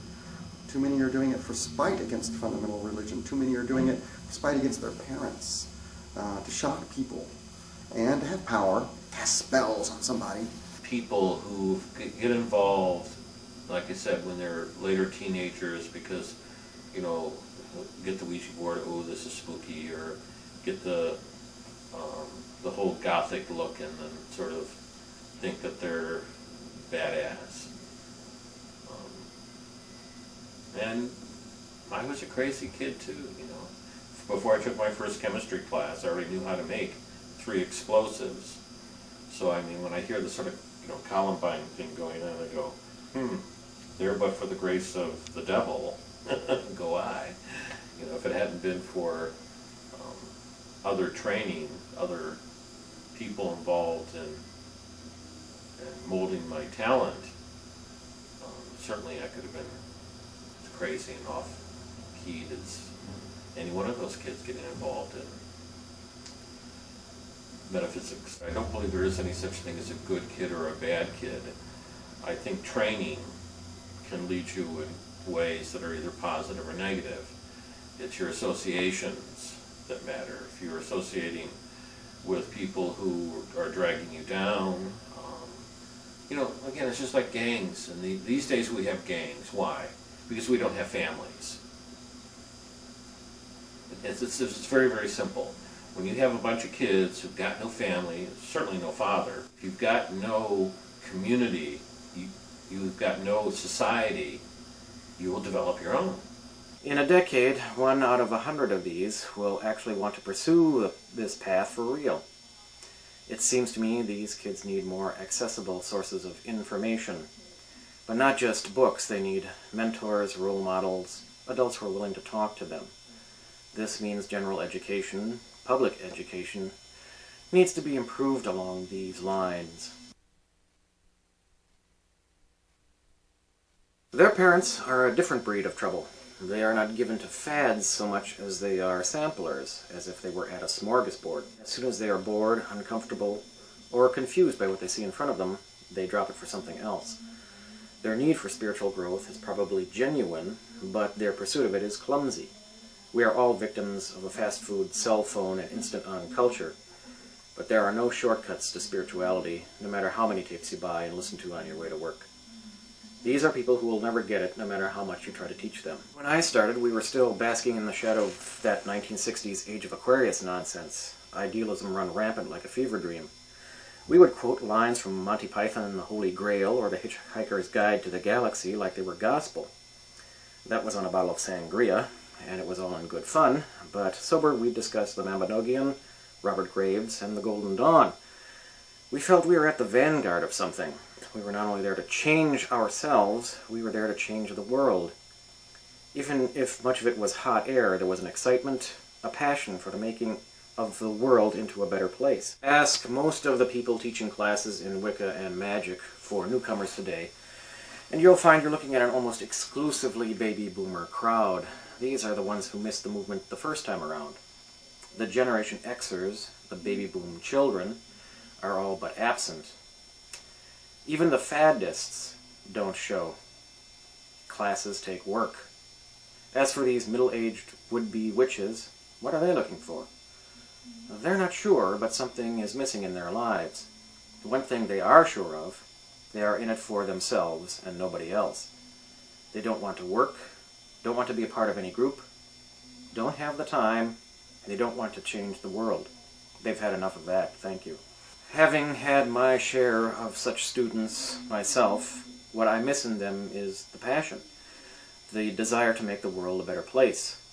The most they desire is to be a part-time pagan, something to do on a free Sunday afternoon. There have always been such fringe seekers for every cause and philosophy throughout history.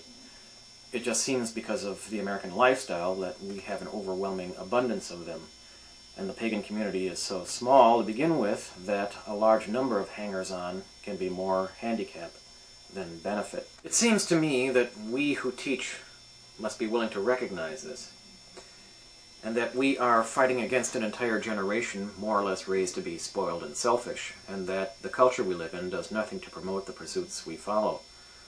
We can start by letting newcomers know that they get out what they put in, and that Wicca is really a lifestyle that will put demands on them eventually, and they must be willing to face them.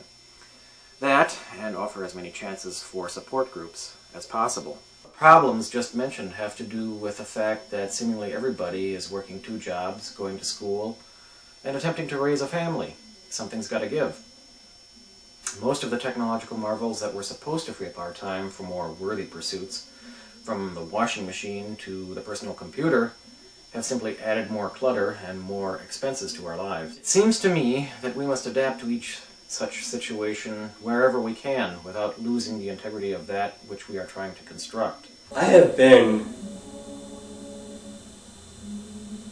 involved in a part of each and every decade of the change that has existed from when it used to be old world paganism to new school, from new school changed over to Wicca, and then Wicca to New Age. And I have literally seen the declination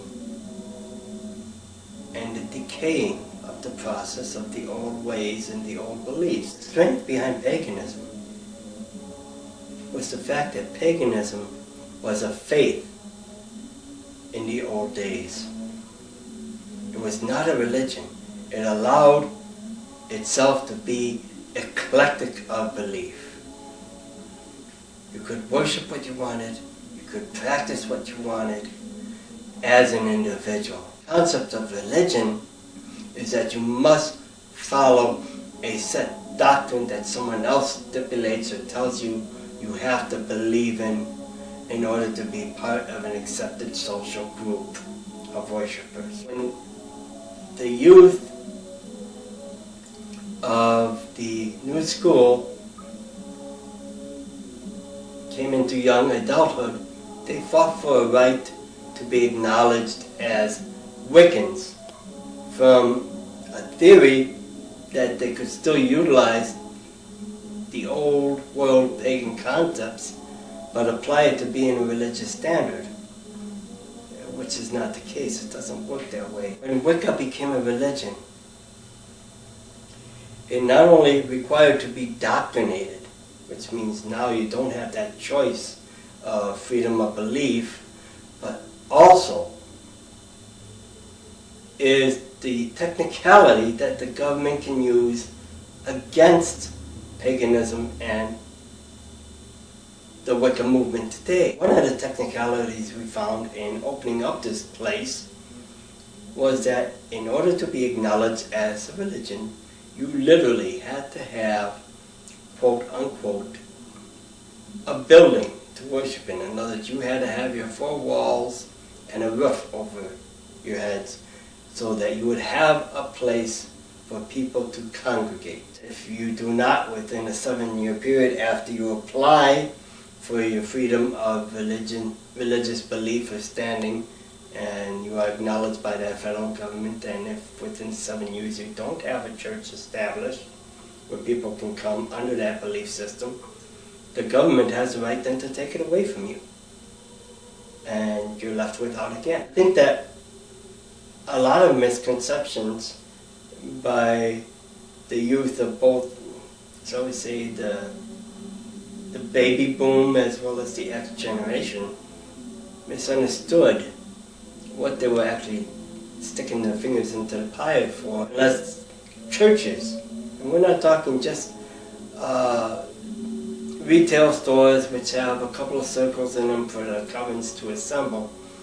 It literally has to be acknowledged as a church of that specific order of religion for that religion to be standing and self-sustaining. And if we don't see enough of these things now form, we're going to see the declination of the Wiccan religion just as quickly as it came in. Be like a passing fad almost. Paganism was never designed to be that. I have been since 1985, I believe it was. I've been in retirement, full retirement pension as a priest. And since I've been literally called out to come and open up again so that there would be a church for the people here, I've lost a part of my pension, and the remaining portion of that pension which I receive monthly goes toward the sustainment of the church here so people can come here for the very purpose of congregating and worshiping. The irony I'm finding with all of this, and it's a sad irony, is that the New Agers and the Wiccans of today no longer believe in the social structure of paganism, of the unified body of the people. It is now, as I've mentioned before, sadly, a mythos around fantasy that has been created whereby they practice as individual solitaires, and they shut themselves away in closets, and you cannot get them to come out and shoulder responsibility to come together as a united people to where it's going to do not only good for themselves but also for the community that they are a part of. The Darren Stevens complex is a kind of codependency issue and is named for the husband in the 1960s television series Bewitched. Husband Darren, upon finding out his wife is a witch, demands no wife of his practices witchcraft. That is, until the mother-in-law shows up and all hell breaks loose. Wicca attracts more women than men. When the woman who is attracted is half of a married couple, problems arise, and the malady plays out like this.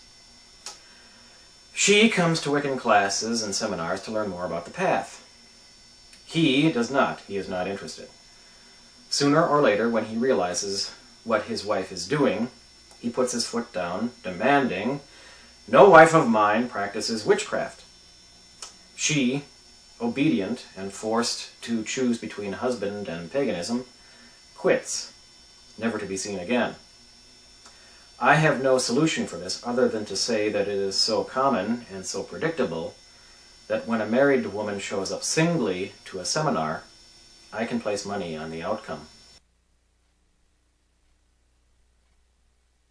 Poverty here mentioned is not the grinding starvation one might find in Somalia. Pagans belong to the working poor. Most are college-educated intellectuals who work at middle management or below standard jobs and therefore have no financial or political clout in the community. There was no pagan venture club, no Wiccan bank I could go to in order to finance this film. This was all the financing I ever received. Not platinum. No one on the outside world was interested either. Money is not a primary motivating force for most pagans, hence they haven't got much. Those with the really good jobs are closet types and aren't about to declare themselves for pagan causes.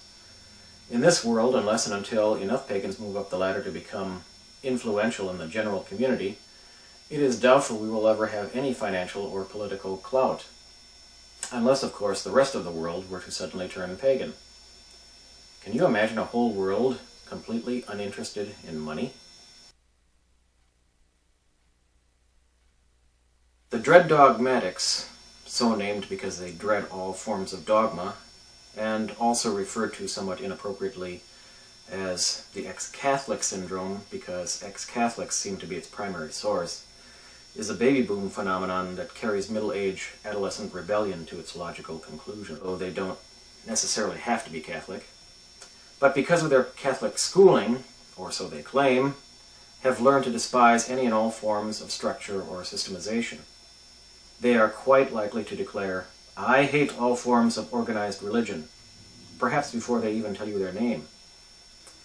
The problem is they throw out the baby with the bathwater. They react as if any and all forms of organization are evil. They tend to be greatly attracted to all things Native American, but it's the whitewashed, watered-down, New Age stuff they gravitate towards, but fail to realize that the true Native medicine paths, which they avoid, are as highly structured as any other form, just structured differently than the church. They regard any attempt to organize anything, from a coven to a network to a public ritual, as suspect and probably the process of a power trip exerted by the organization's principal advocates. I know personally a witch who had her own coven, had this coven for many years in Chicago, and she and her mate ran a good coven. I attended their rituals and attended their classes. They were good teachers. But they got some new members in their coven who decided one day that they weren't doing things as things should be done because they came from a coven somewhere else and they thought that that's the way things should be done. These members, because it was a democratic coven, you could vote on how things are done. They voted the founders of the coven out of the coven. They voted the two leaders, the high priest and the high priestess, out of office of their own coven, which they held in their house. That's awful. That someone could come in to someone's home or church and say, "This is not your church anymore because you're not doing it right. We're going to take over." Dread dogmatics come in two forms, dominant and submissive. The submissive type does little to create or bond a group together. He makes of himself a great rock to be tripped over at magical meetings. He claims he is a natural solitaire, but solitary practice requires self-discipline, as any writer or musician will tell you. In most cases, his solitariness is an excuse for laziness. It can also be a mask to hide behind so he doesn't have to prove himself.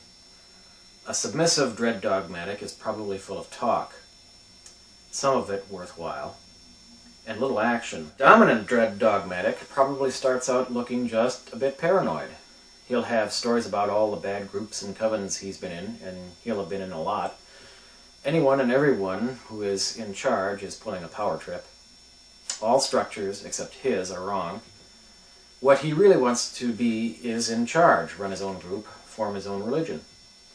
Unless he is content to simply complain a lot, eventually he will begin his own group, whether or not he is ready, and he is usually not. And he becomes that very power-tripping, pain-in-the-ass cult leader that he has always complained about. Both types have one thing in common. The only voice they ever listen to is themselves. They cannot be taught. They cannot blend well with a group. My suggestion is that you do not try once you find out who they are. The root of their problem in both cases is within their own egotism, whatever they say about someone else's egomania.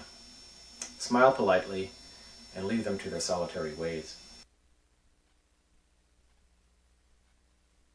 One of the things that happens in smaller religious communities, like the term coven, which is usually a small group, depending on how focused that is, that becomes like a small family, a family of choice. Then the question comes out is whether you have a healthy family or a dysfunctional family. One of the things I think happens from living in the crazy culture we do is we tend to recreate dysfunctional families of origin. Just like if you come from an adult child of a crazy family or adult child of alcoholics, often we can recreate that same drama in our relationships and in our magical groups. This group of people is just so independent, it's very hard to pin them down. You're more likely to see groups fall apart because everyone wants to do their own thing.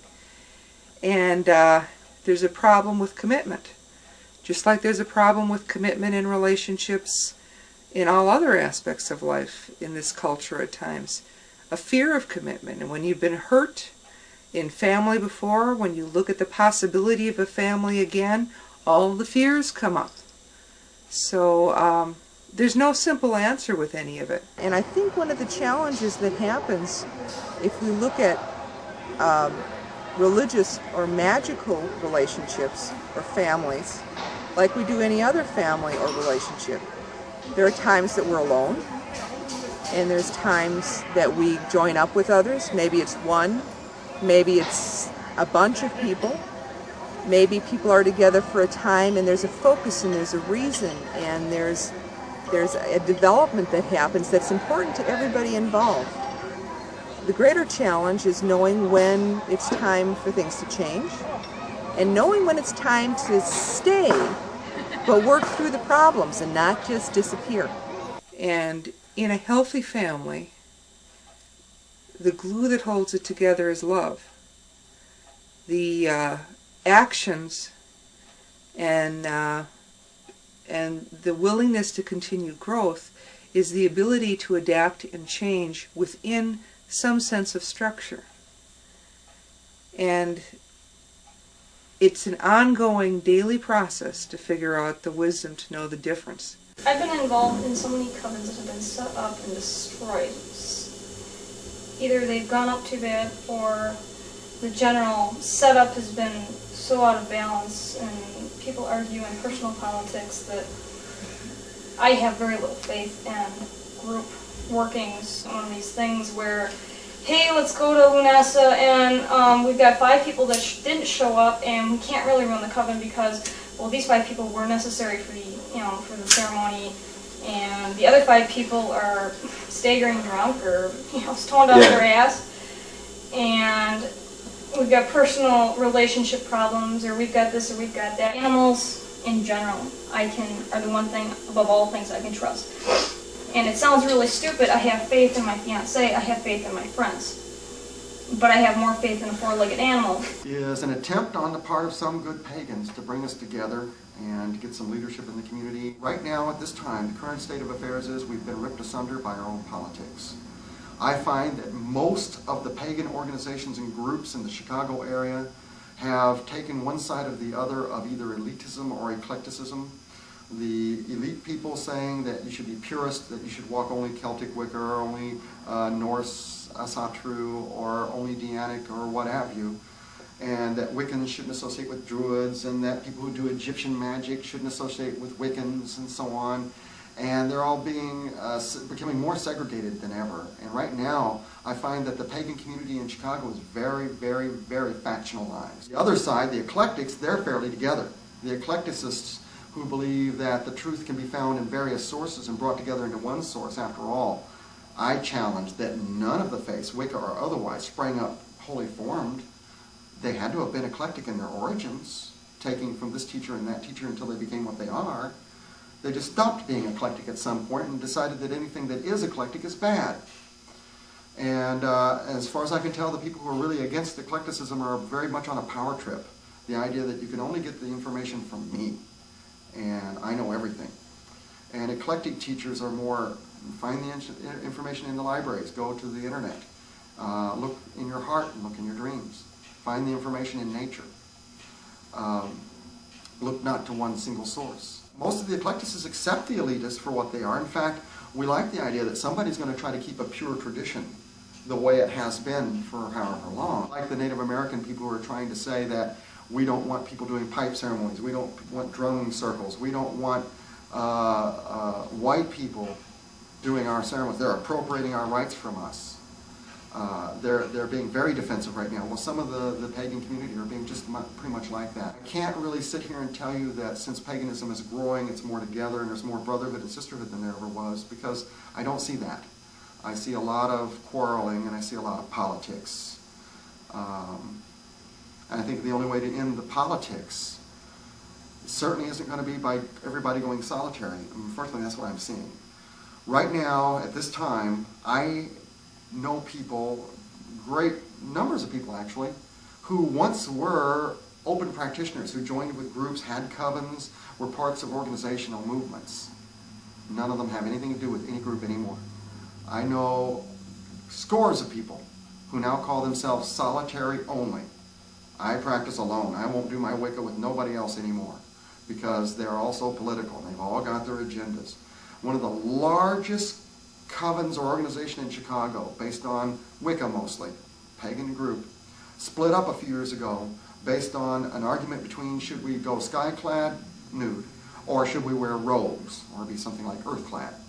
And they couldn't agree, so they broke up. The whole organization ended for a long time. It's been reestablished since then, and it's doing much better now. You know, every religion has those that are in the center that espouse the values of the religion. You know, in Christianity, it's the golden rule. Do unto others as you have to do unto you, or love your neighbor as yourself, depending on which denomination. Christianity you grew up in. Within the Wiccan religion, we have something equivalent called the Wiccan Rede, and harm none, do what you will. You know, it's a basic core value. Essentially, the Wiccan Rede comes from the roots of the Hippocratic Oath, which goes back to pagan Greece again, which is what doctors have sworn, to do no harm, in terms of to be of service, to do no harm. So you're going to find that ancient Wiccan philosophy parallels what you're going to have in other religions as well. You know, there's some core values. Regardless of what people call themselves or what path or tradition they might be, you have within there a great diversity as to how many people are really tuned into the values of the religion, and if they're tuned in, how many actually practice them. Now, there are some groups who are masking themselves under some guise. What they basically are hate groups. Some of the neo-Nazi groups have a Christian overlay, and they basically call themselves Christians. We're white, Protestant Christians, and we're taking back America for the whites and the Christians, right? Within paganism, there are some people who are purporting to be practicing some kind of pre-Christian Germanic or Scandinavian religion, and you use the Odinist. Yeah, some people might use the Odinist word, but most of the Odinists I know are not coming from a neo-Nazi place, and that basically are hiding behind a mask of religion to do some things that are very hateful, that are very much against diversity. I have been invited to help with diversity education, as well as setting some policies for institutions. So I've worked with the Pentagon over the years, way before all of this recent controversy has come up about whether Wiccans can go and have Wiccan services on military bases. Way before that happened, I was helping the Pentagon be educated about what Wiccan and pagan practice is, and I've also been a consultant to Wisconsin chaplains and corrections. Most of the people who are in jails in Wisconsin, a large percentage that would call themselves Christian or having that as part of their groups. That doesn't mean Christians advocate criminal behavior, but there's some people who have had that as their religion of origin and their preference. And what's happened in America over the last 20, 30 years in particular, the amount of religious diversity has really expanded. So I've been called on by chaplains who are in Wisconsin institutions, prison institutions, hospitals, other places, to give some input, not only information about the Wiccan religion, but to be part of special committees that are trying to find a way to provide equal treatment for people across religious traditions. So last month I was in Fond du Lac because of the corrections in Wisconsin. Administrators, chaplains, and other personnel are really trying to rethink how do we provide religious accommodation for people within the prisons. Certainly some of that discussion, in fact I brought it up, I said, well, okay, you're doing equal treatment here, and I'm very much for that, but what about groups whose agenda is hate, and they're calling themselves a religion? Well, do we allow people who already have psychological problems, because they wouldn't be in prison to begin with? People end up in prison, there's generally some violation of society's rules, so they're in prison for a reason. Well, should they get exposed to hate speech? Should they have groups that are advocating hate towards other groups come into the prison under the guise of religion and minister to them? I say no. I mean, that's where I draw the line. And it turns out that's where the Wisconsin prison system is drawing the line too. They actually are having equal treatment written into the code. They have for years, but they do have a clause in something that's in the process of being reviewed right now as part of the new policy, that if a group, regardless of religion or whether it's a secular group, is advocating hate and violence against another religion, don't let those people in. Whether they call themselves ministers, lay ministers, at all. Because really you're just inviting problems. You know, prisons are hopefully going to evolve to be more of a therapeutic place for dealing with the problems of society rather than just a holding pen. If a group is anti another religion, if a group is advocating hate or racial prejudice or sexual prejudice, that kind of discrimination, I don't care whether they call themselves Christian, pagan, Buddhist, Muslim, whatever, even if they're into nature, we're not going to draw them into the circle that we network with. It is the age-old traditions that have been kept up thousands of years ago. This here, by the way, is another crux which has been created, which mankind and students today alike are struggling with. People who are either anthropologists, archaeologists, theologians that want to study ways of life of people or social structures. They're trying to find evidence that is not there. The old school philosophy of paganism was that it was handed down because it was a way of life. Just as your father would teach you techniques of maybe how to ride a bicycle, or how to conduct personal hygiene of brushing your teeth on a ritualistic daily basis. Everything was handed down by word of mouth, and you were given hands-on training and experience in doing it.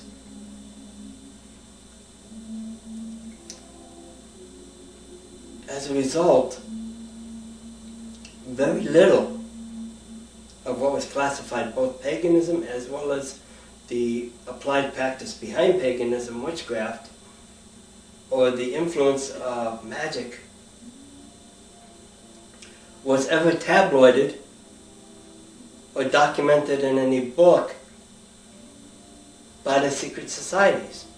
This is why they were acknowledged and called secret societies in the first place. Now these students and researchers are finding out that there's not enough information out there for them to chronicle and categorize. But there never was. It was not meant to be in books. The books that were even created of long ago by the lay practitioners and the old magicians of the times, and even some of the grimoires of the laws of our people, they helped govern our people, were specifically reference pieces because of the amount of wisdom that needed to be retained. All of the involvements of the beliefs and practices applied were so great, it was too great for any human mind to retain, that you needed to have a reference guide to go back to.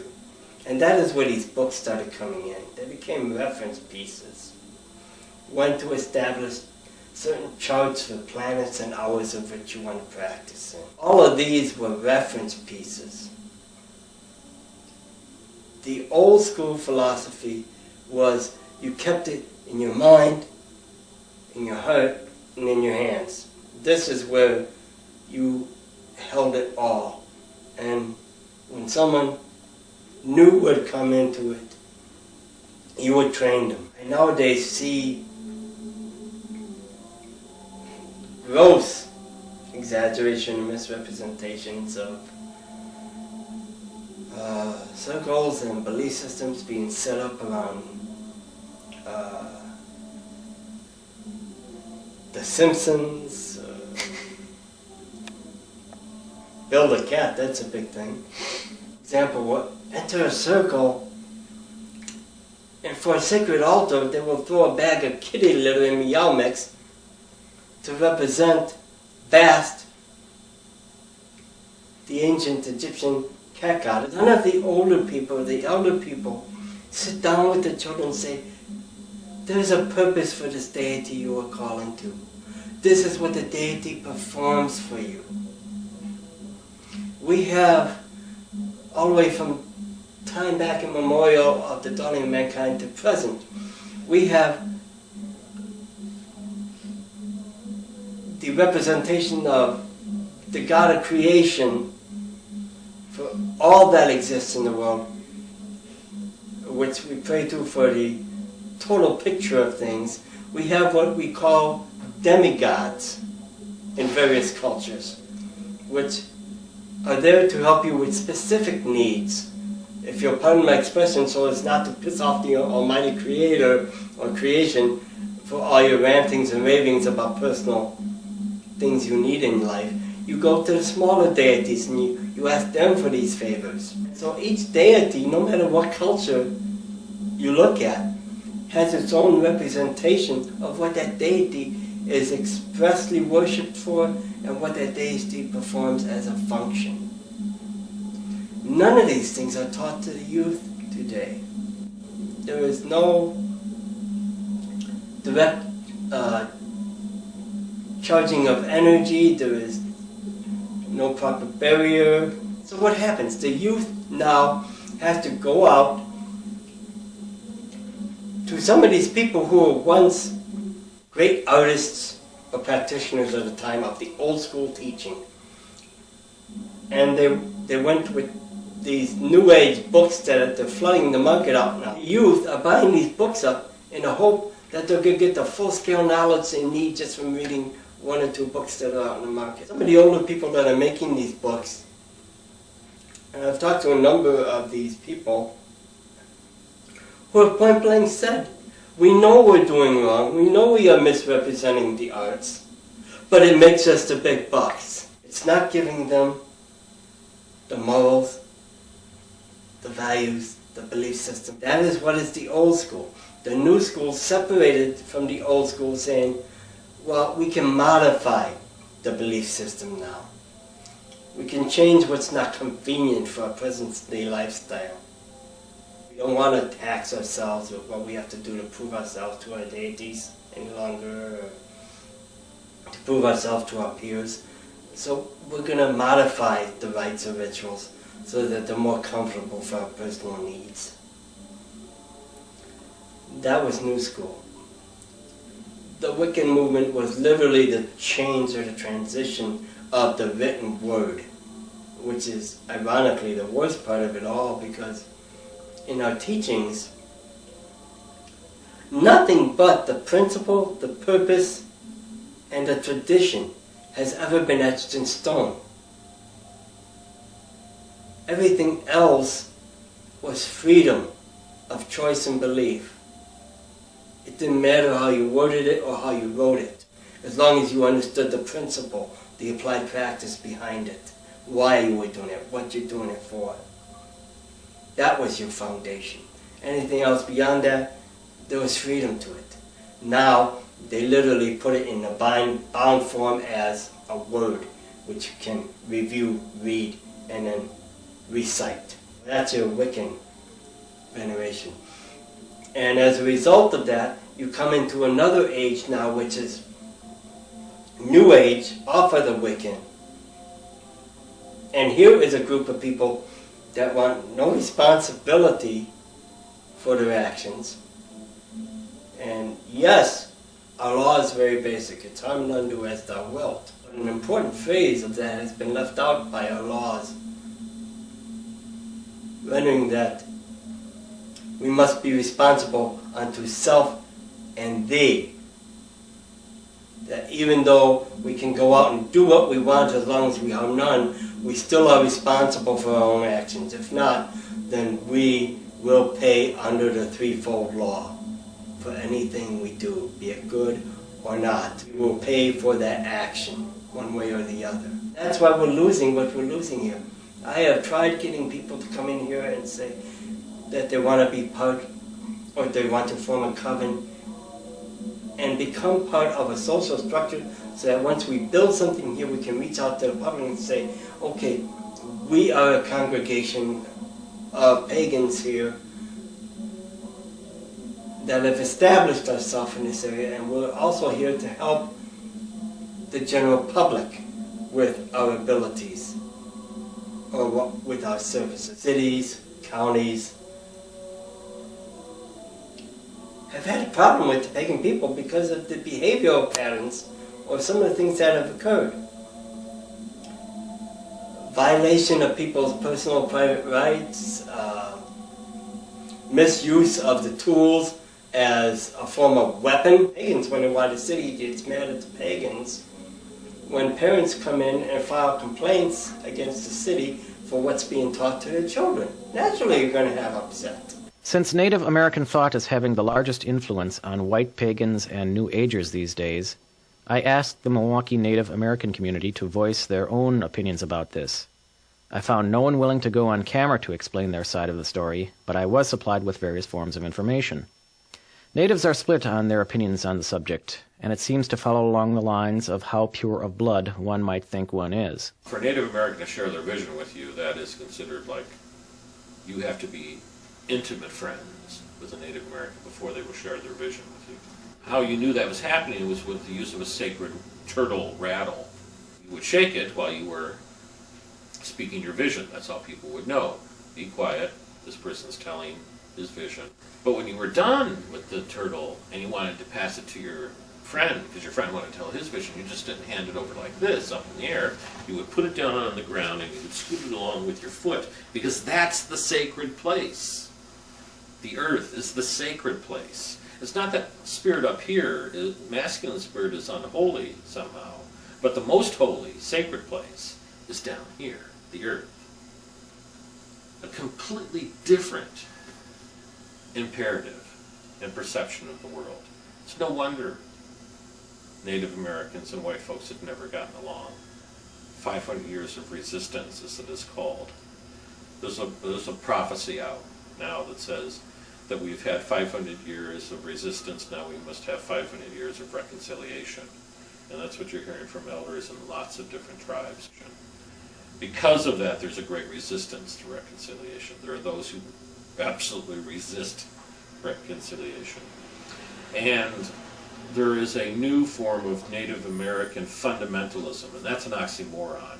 Native American religious fundamentalism. Those two concepts do not work. Because there's old sayings in practically every tribe, and I heard this in Lakota, and it's that if I come across someone who honors the Great Spirit by standing on his head, I'll stand on my head just in case he's right. There's the assumption that if a person is doing something, that that's a right thing and that that's a good thing. And that if their prayers work, so much the better. Well, I'll try their prayers. It was very easy for Native Americans to convert to Christianity in the beginning, because what was happening in the beginning with first encounters is Native Americans were dropping like flies from syphilis, emphysema, smallpox, all kinds of diseases that Europeans were bringing over that they had immunities for that the Native Americans had no immunities for. And alcoholism, we think, well, okay, we can have a couple of drinks and we'll be okay. But for some Native Americans, their first drink of alcohol was like your first drink of arsenic. Deadly, deadly poison.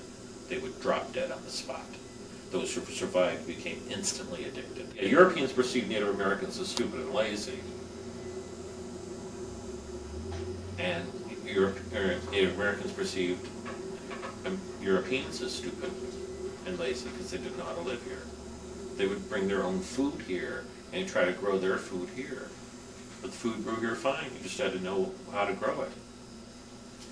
So again, the clashes were inevitable, nearly impossible to expect there to be a good relationship, and yet there's still attempts. Our approach to Native Americans has always been genocidal. Abraham Lincoln was seen as the great emancipator, but not for Native Americans. when he freed the slaves, he gave the slaves two choices. You can become a farmer, and what we'll do is we'll give you 40 acres and a mule. What he didn't tell the black people was from whom he was going to steal the 40 acres, and of course that was from Indians. Or you could become buffalo soldiers, and buffalo soldiers sound sort of romantic. You know, so like black people have this romantic idea about buffalo soldiers as being just a black troop of soldiers, but really what their job was is to sit on the trains going back and forth to California and shoot all the buffaloes so the people starved to death. And this was Abraham Lincoln's policy. So there has never been much trust between Native Americans and white people. And so now that white people have learned Native American ways and are charging money for it, most Native Americans perceive this as white people have stolen everything, and now they're stealing the religion. If you want to study the truth, there's a lot of pain. You have to get through the pain before you can get to the truth. Because again, like I said, there's this new Native American fundamentalism, which I can sort of understand. You know, a lot of the elders, people with knowledge of the old ways, they're dying. And there's a lot of young people who are coming up wanting to know that stuff. And so they rigidly follow exactly what their teacher taught them and say there is no other way and all other ways are wrong. And that is not traditional. That's a white attitude. That's a church Christian attitude. It's not an Indian attitude. I have never met a Lakota who worships trees and streams and beavers. They believe in a creator.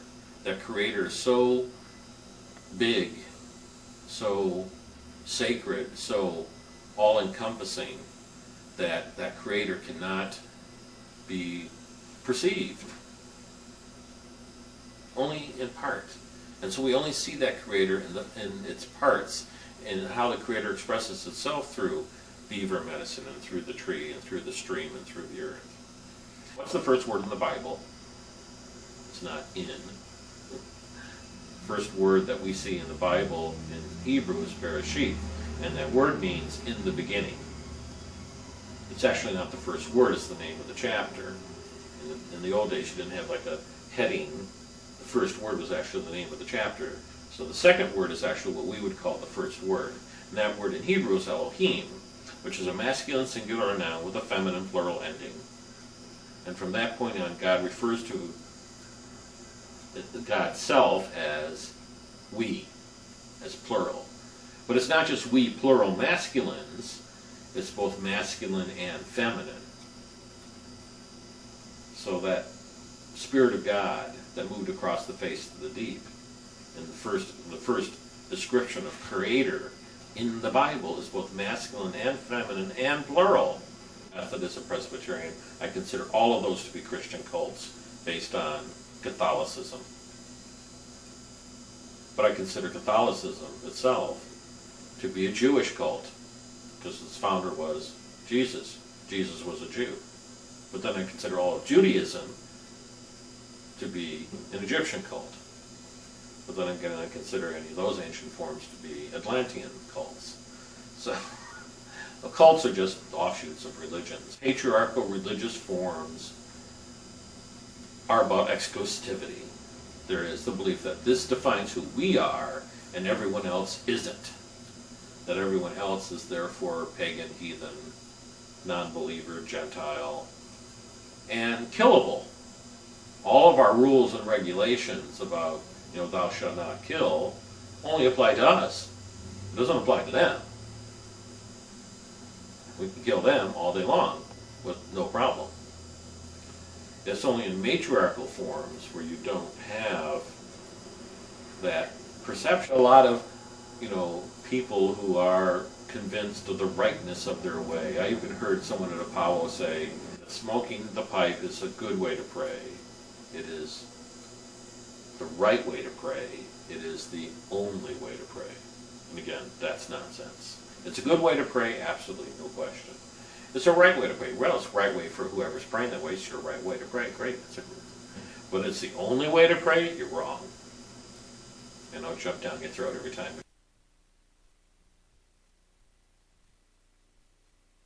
The scientific technological paradigm is one in which scientific method and concepts of evolution are combined to eliminate spirituality and spiritual things. All is logic and reason and thinking. Everything is perceived as intellectual, not transcendental. And in doing so, it shapes our minds to only interpret in the material world. The premise here is that there is more to the universe than what reason and science, its byproduct, allows. Perhaps the future will lean towards discoveries of methods which may make the many forms of faith understood in more corporeal terms. As for now, we have the mundane to deal with, and other projects. No information was obtained on any African magical group, that is, the Vadun or Voodoo traditions, nor were there any of the Santeria or Hispanic traditions shown. Nor still were any gay groups depicted. Since all this is largely Chicago's territory, I let it alone for future films and filmmakers to discover. So what's beyond the clouds just ahead? I think Yoda was right. Always in motion is the future. I think the future is what we make it. At any given point in time, we have possibilities. And how we make our choices in terms of taking action are governed very much by our values and those possibilities of our nature, our temperament, our character. That's what a religion is for, is to help you work on that through lifetime after lifetime. Future can be whatever we make it, but we've got to know what we want, we've got to know how to get there. No matter which way you try to go into the future, you have to learn trust and cooperation.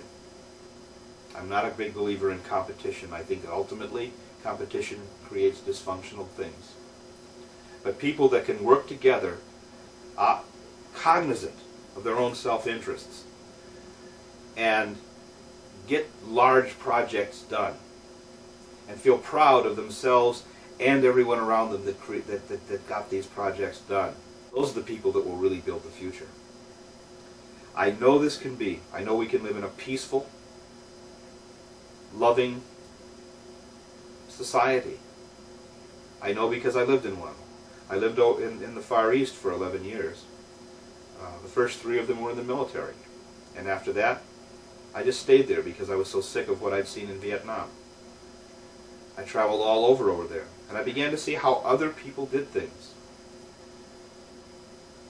When I came back to this country, I was amazed at how much people had forgotten about courtesy or hospitality. I'd forgotten, I couldn't believe how, in the name of freedom, that people could justify unbelievable irresponsibility in how that they could do things to other people that defeated the very purpose of a society or a culture. Culture has always been our survival tool. It's why we're here.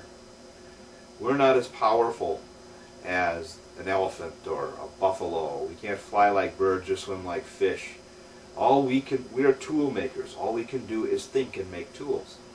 And even now, our tools have become so deadly and dangerous that they even threaten to exterminate us. We have to remember at the core that we are creatures of nature. I'm a Wiccan because that's what I believe, and that's the way I want to live. I want to find other people like myself that want to live that way. Even though we've got overpopulation now, I want to have a lot of children that can do this, so that at least going into the future we have people that have the capacity and the knowledge and the sensitivity and the character to build a society in which we can all live. Man, we do look bad to people if we're going to carry ourselves on the way we have been.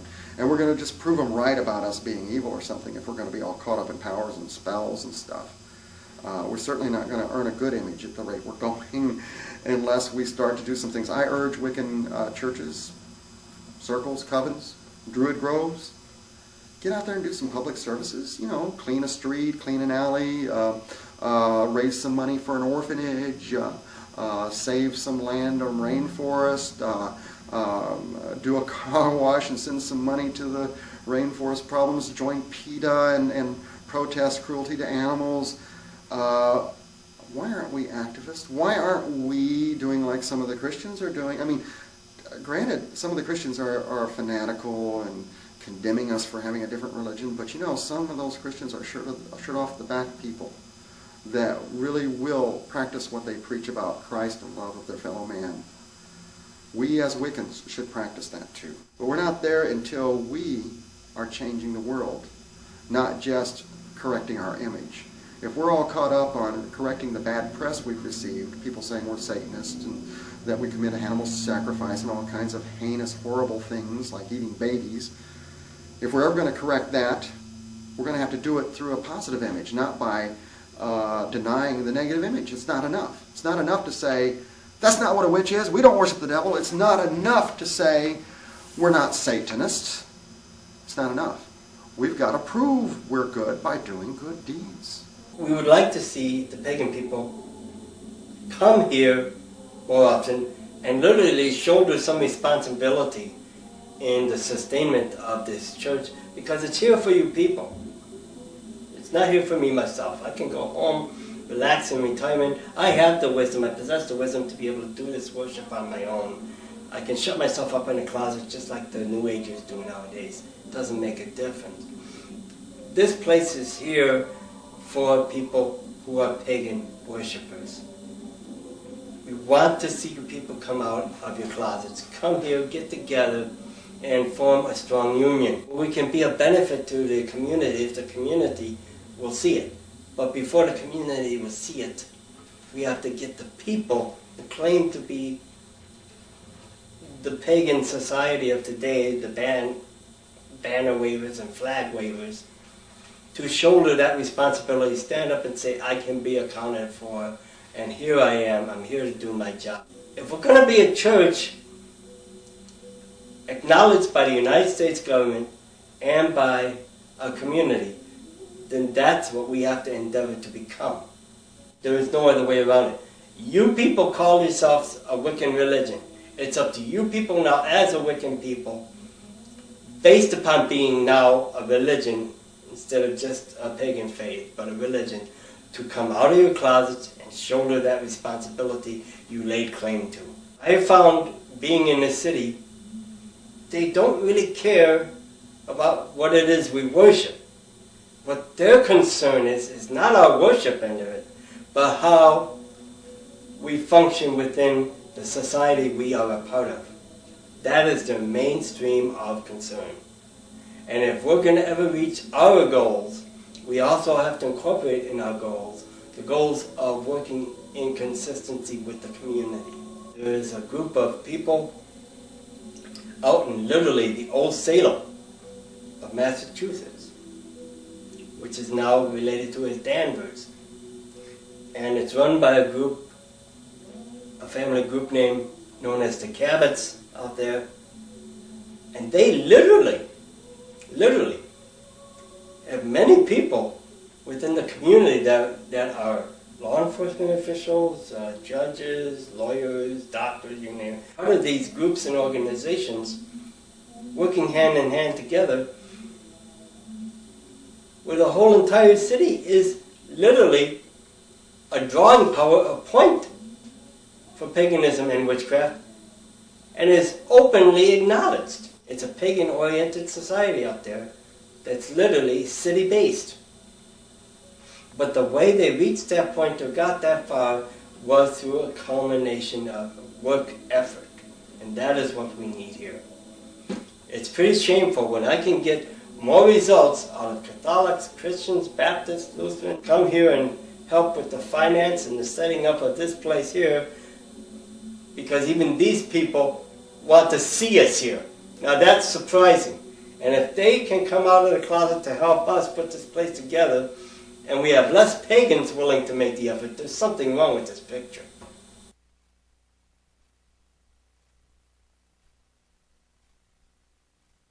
As I headed through these places, I'm reminded of one Lemuel Gulliver, created by Jonathan Swift in the 18th century.